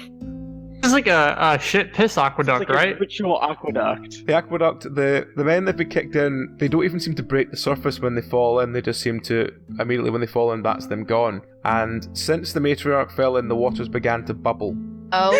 Is that good? Do the women counteract the men that are thrown in? I grab a black robe and throw her in. What does it do? It's called science. You just throw her in again. She emits a shriek, but then as soon as she hits under the water, she doesn't come back up. Okay, well let's not jump in. Are there more bubbles that come up when I throw a black bubbling like all over the entire pit now. Oh, good. I throw more in. Once Rabuna unties herself, she wants to like run up and like kick one of the women in, like This is Sparta style. Okay, roll. Yeah, 18. you run up and just like boot one of the men who's just booted one of the men in. You're sort of standing around and saying, "There, that'll do," and turn to face the rest of your compatriots. And at this point, you realise that they're holding your clothes. Ah, yes. Darling, look, got your clothes. Rabuna's not going to spend time putting on her clothes while there are women to kick into this aqueduct. She's going to keep kicking women into this aqueduct. Are we just advanced expediting the ritual? Do we know if this aqueduct can differentiate between men and women? At this point, you see something rising out of the aqueduct itself. It seems to be like humanoid in shape, but it's like grey-skinned, and it's got like very thick black pupil eyes and a mouth full of really small sharp teeth, and it holds a very large golden trident in one hand. My God! There are What are the women doing? So there are fishmen just rising from the water. What do you do? But then I rolled a 4, so that's probably not great. You just sort of like turned around and went fuck and fell over as you noticed these. It starts with like 3 or 4 fishmen rising with these really horrific looking tridents, and then as more and more begin to rise from this pit, you begin to back away. Occult Wizard Man, what do we do? We need to find Dorian. Dorian, Daniel, and Bartholomew. Let's prioritize Dorian. He's the money boy. Dorian in here! I shout. You look around the wheels. There's like maybe about a third of the men remaining that were there at the start. But there's wheels to the left of the room and to the right of the room, and there are now fishmen coming up from the middle of the room. Is the door that we came in through still open? The door that you came in through is up some stairs. There does seem to be another door off to the side of the wheels on the right. Hey, are any of the men wearing medallions?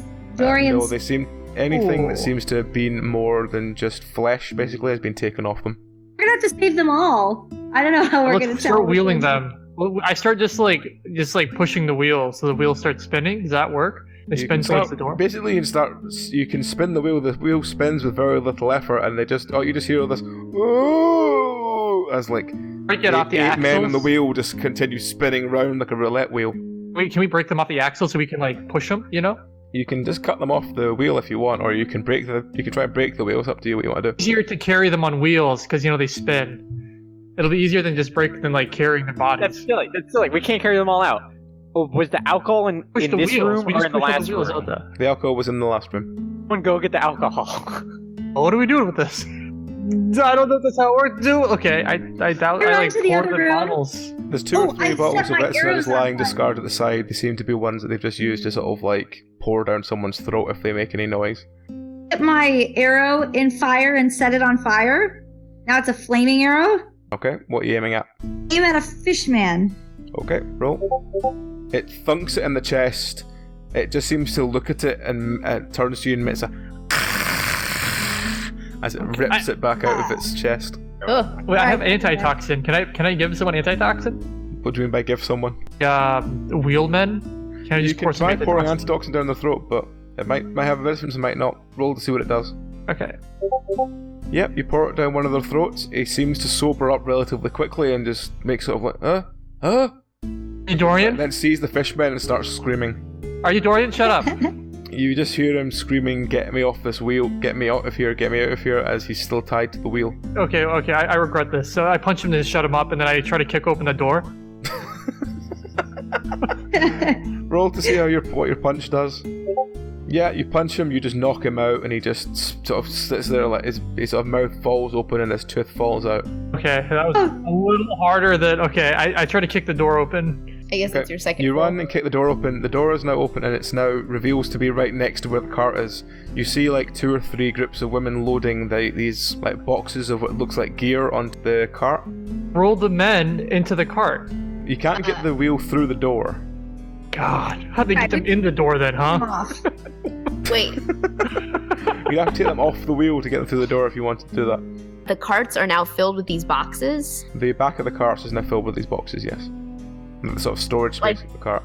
Was it the same boxes that we saw that they had used to put the retina in before? It seems so, but it seems to be full of swords and weapons and armor and stuff, whatever they got off the men. Okay. Rabuna will run out naked, kick one of these women away, and with her tied hand still, grab a weapon. Okay. First grabs. Okay, you grab a sort of longsword. Okay, and then she'll go back and start killing as many of these fishmen as she can. Okay, roll to see how you do when you charge at these fishmen. You are easily parried by the fishmen's trident. I think we gotta go. They're hard. They're hard. I feel like we're not equipped to deal with an eldritch god. After noticing that, Rabuna will try and cut down as many of the men as possible. She's not going to carry them. They're going to just have to sober up on their own. But she's going to cut them down so at least they're not tied to the wheel. Okay, so you cut down about 8 men from the wheel, and some of them are too drunk to even stand. Some of them, like, groggily make their way out and sort of pull themselves onto the cart. What are the rest of you doing? Arthur will do that on the other side. Okay. So you see sort of like several naked, groggy men running towards this door, and some of them are just too drunk to stand, and some of them just like collapse on the ground, and they're like grabbed by the fishmen and dragged back towards the aqueduct. I've got 6 candles. Can I set them on fire and try to burn the fishmen as they're dragging? They're just standard candles. You could light them, but they wouldn't really do much more than that. Like, are the fishmen sensitive to the fire, or they don't care? Not enough that you could throw. Like, throwing a candle is just quite a small flame, so I don't think it would do very much. We roll like a knowledge check on what fishmen dislike. Yeah. Sure. Like a war or something. Does anyone have animal handling? Fishmen dislike commitment and long walks on the beach. So do I. Oh my god, I had fishmen. All right. Rabuna is going to... What's at the front of this cart? Is there like a horse or something? It's the guy you got the lift up from, who seems to be like... He sees you kind of running out and pulling the men on the cart, and he's like frantically trying to get his horse attached to the cart so he can leave. And Tim there? Tim and Tabitha are in the back of the cart, yes, as these naked men start piling in. Recognize anyone?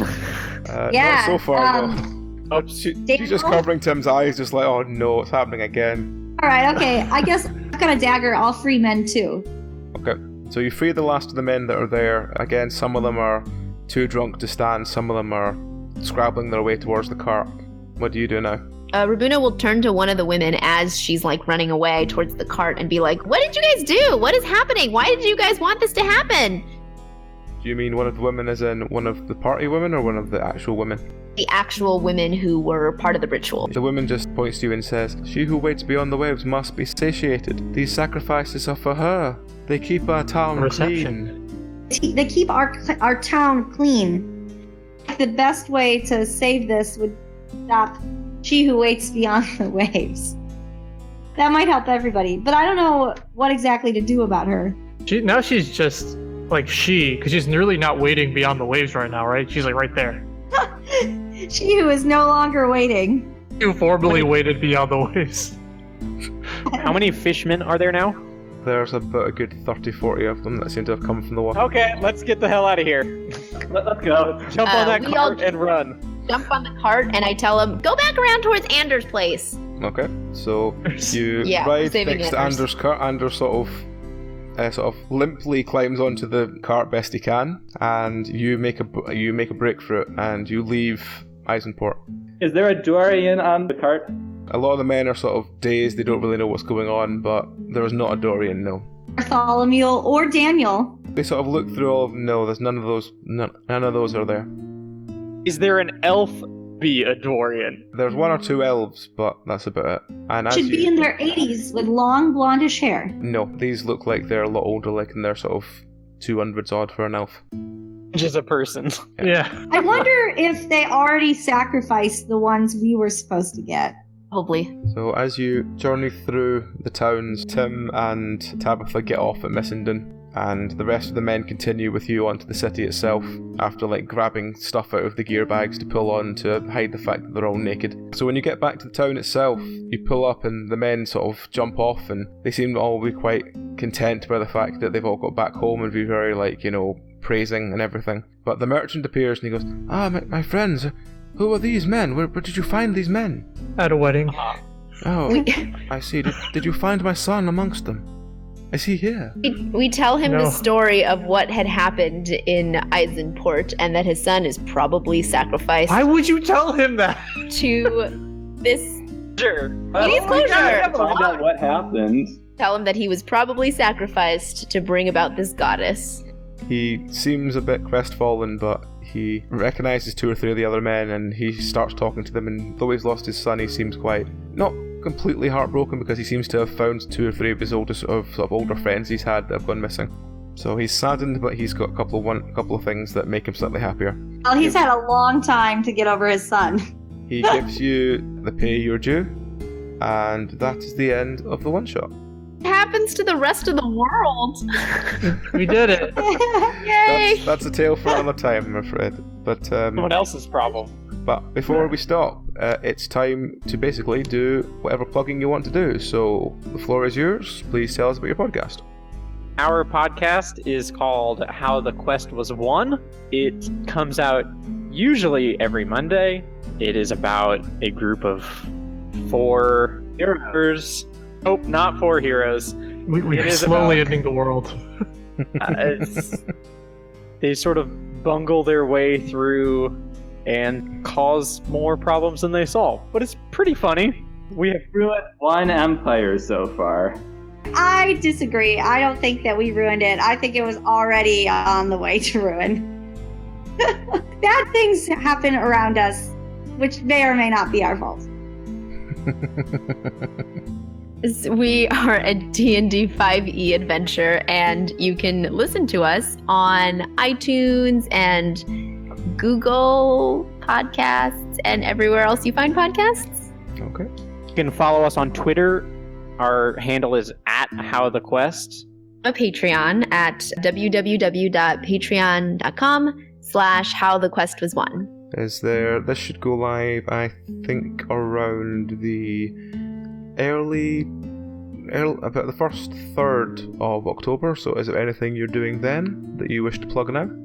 No. Well, I mean, we'll be introducing a new season to our podcast, season 5. And if you're listening, I guess they'll have already, we'll be doing season 5. That's it. Okay.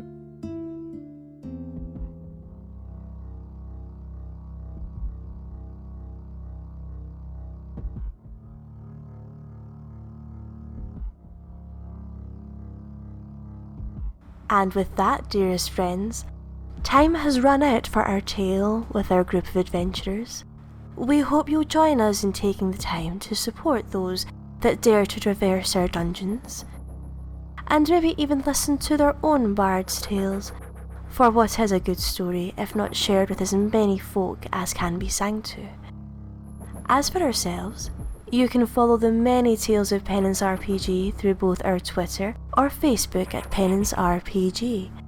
If you would like to support us in our endeavours, we have both a Patreon at patreon.com/penancerpg and Ko-Fi at ko-fi.com/penancerpg. All support, however small it may seem, is gratefully received and will assist us in bringing future projects to your ears.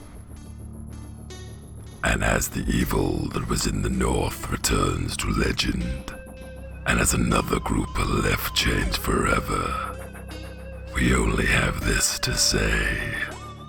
Good night out there, whatever you are.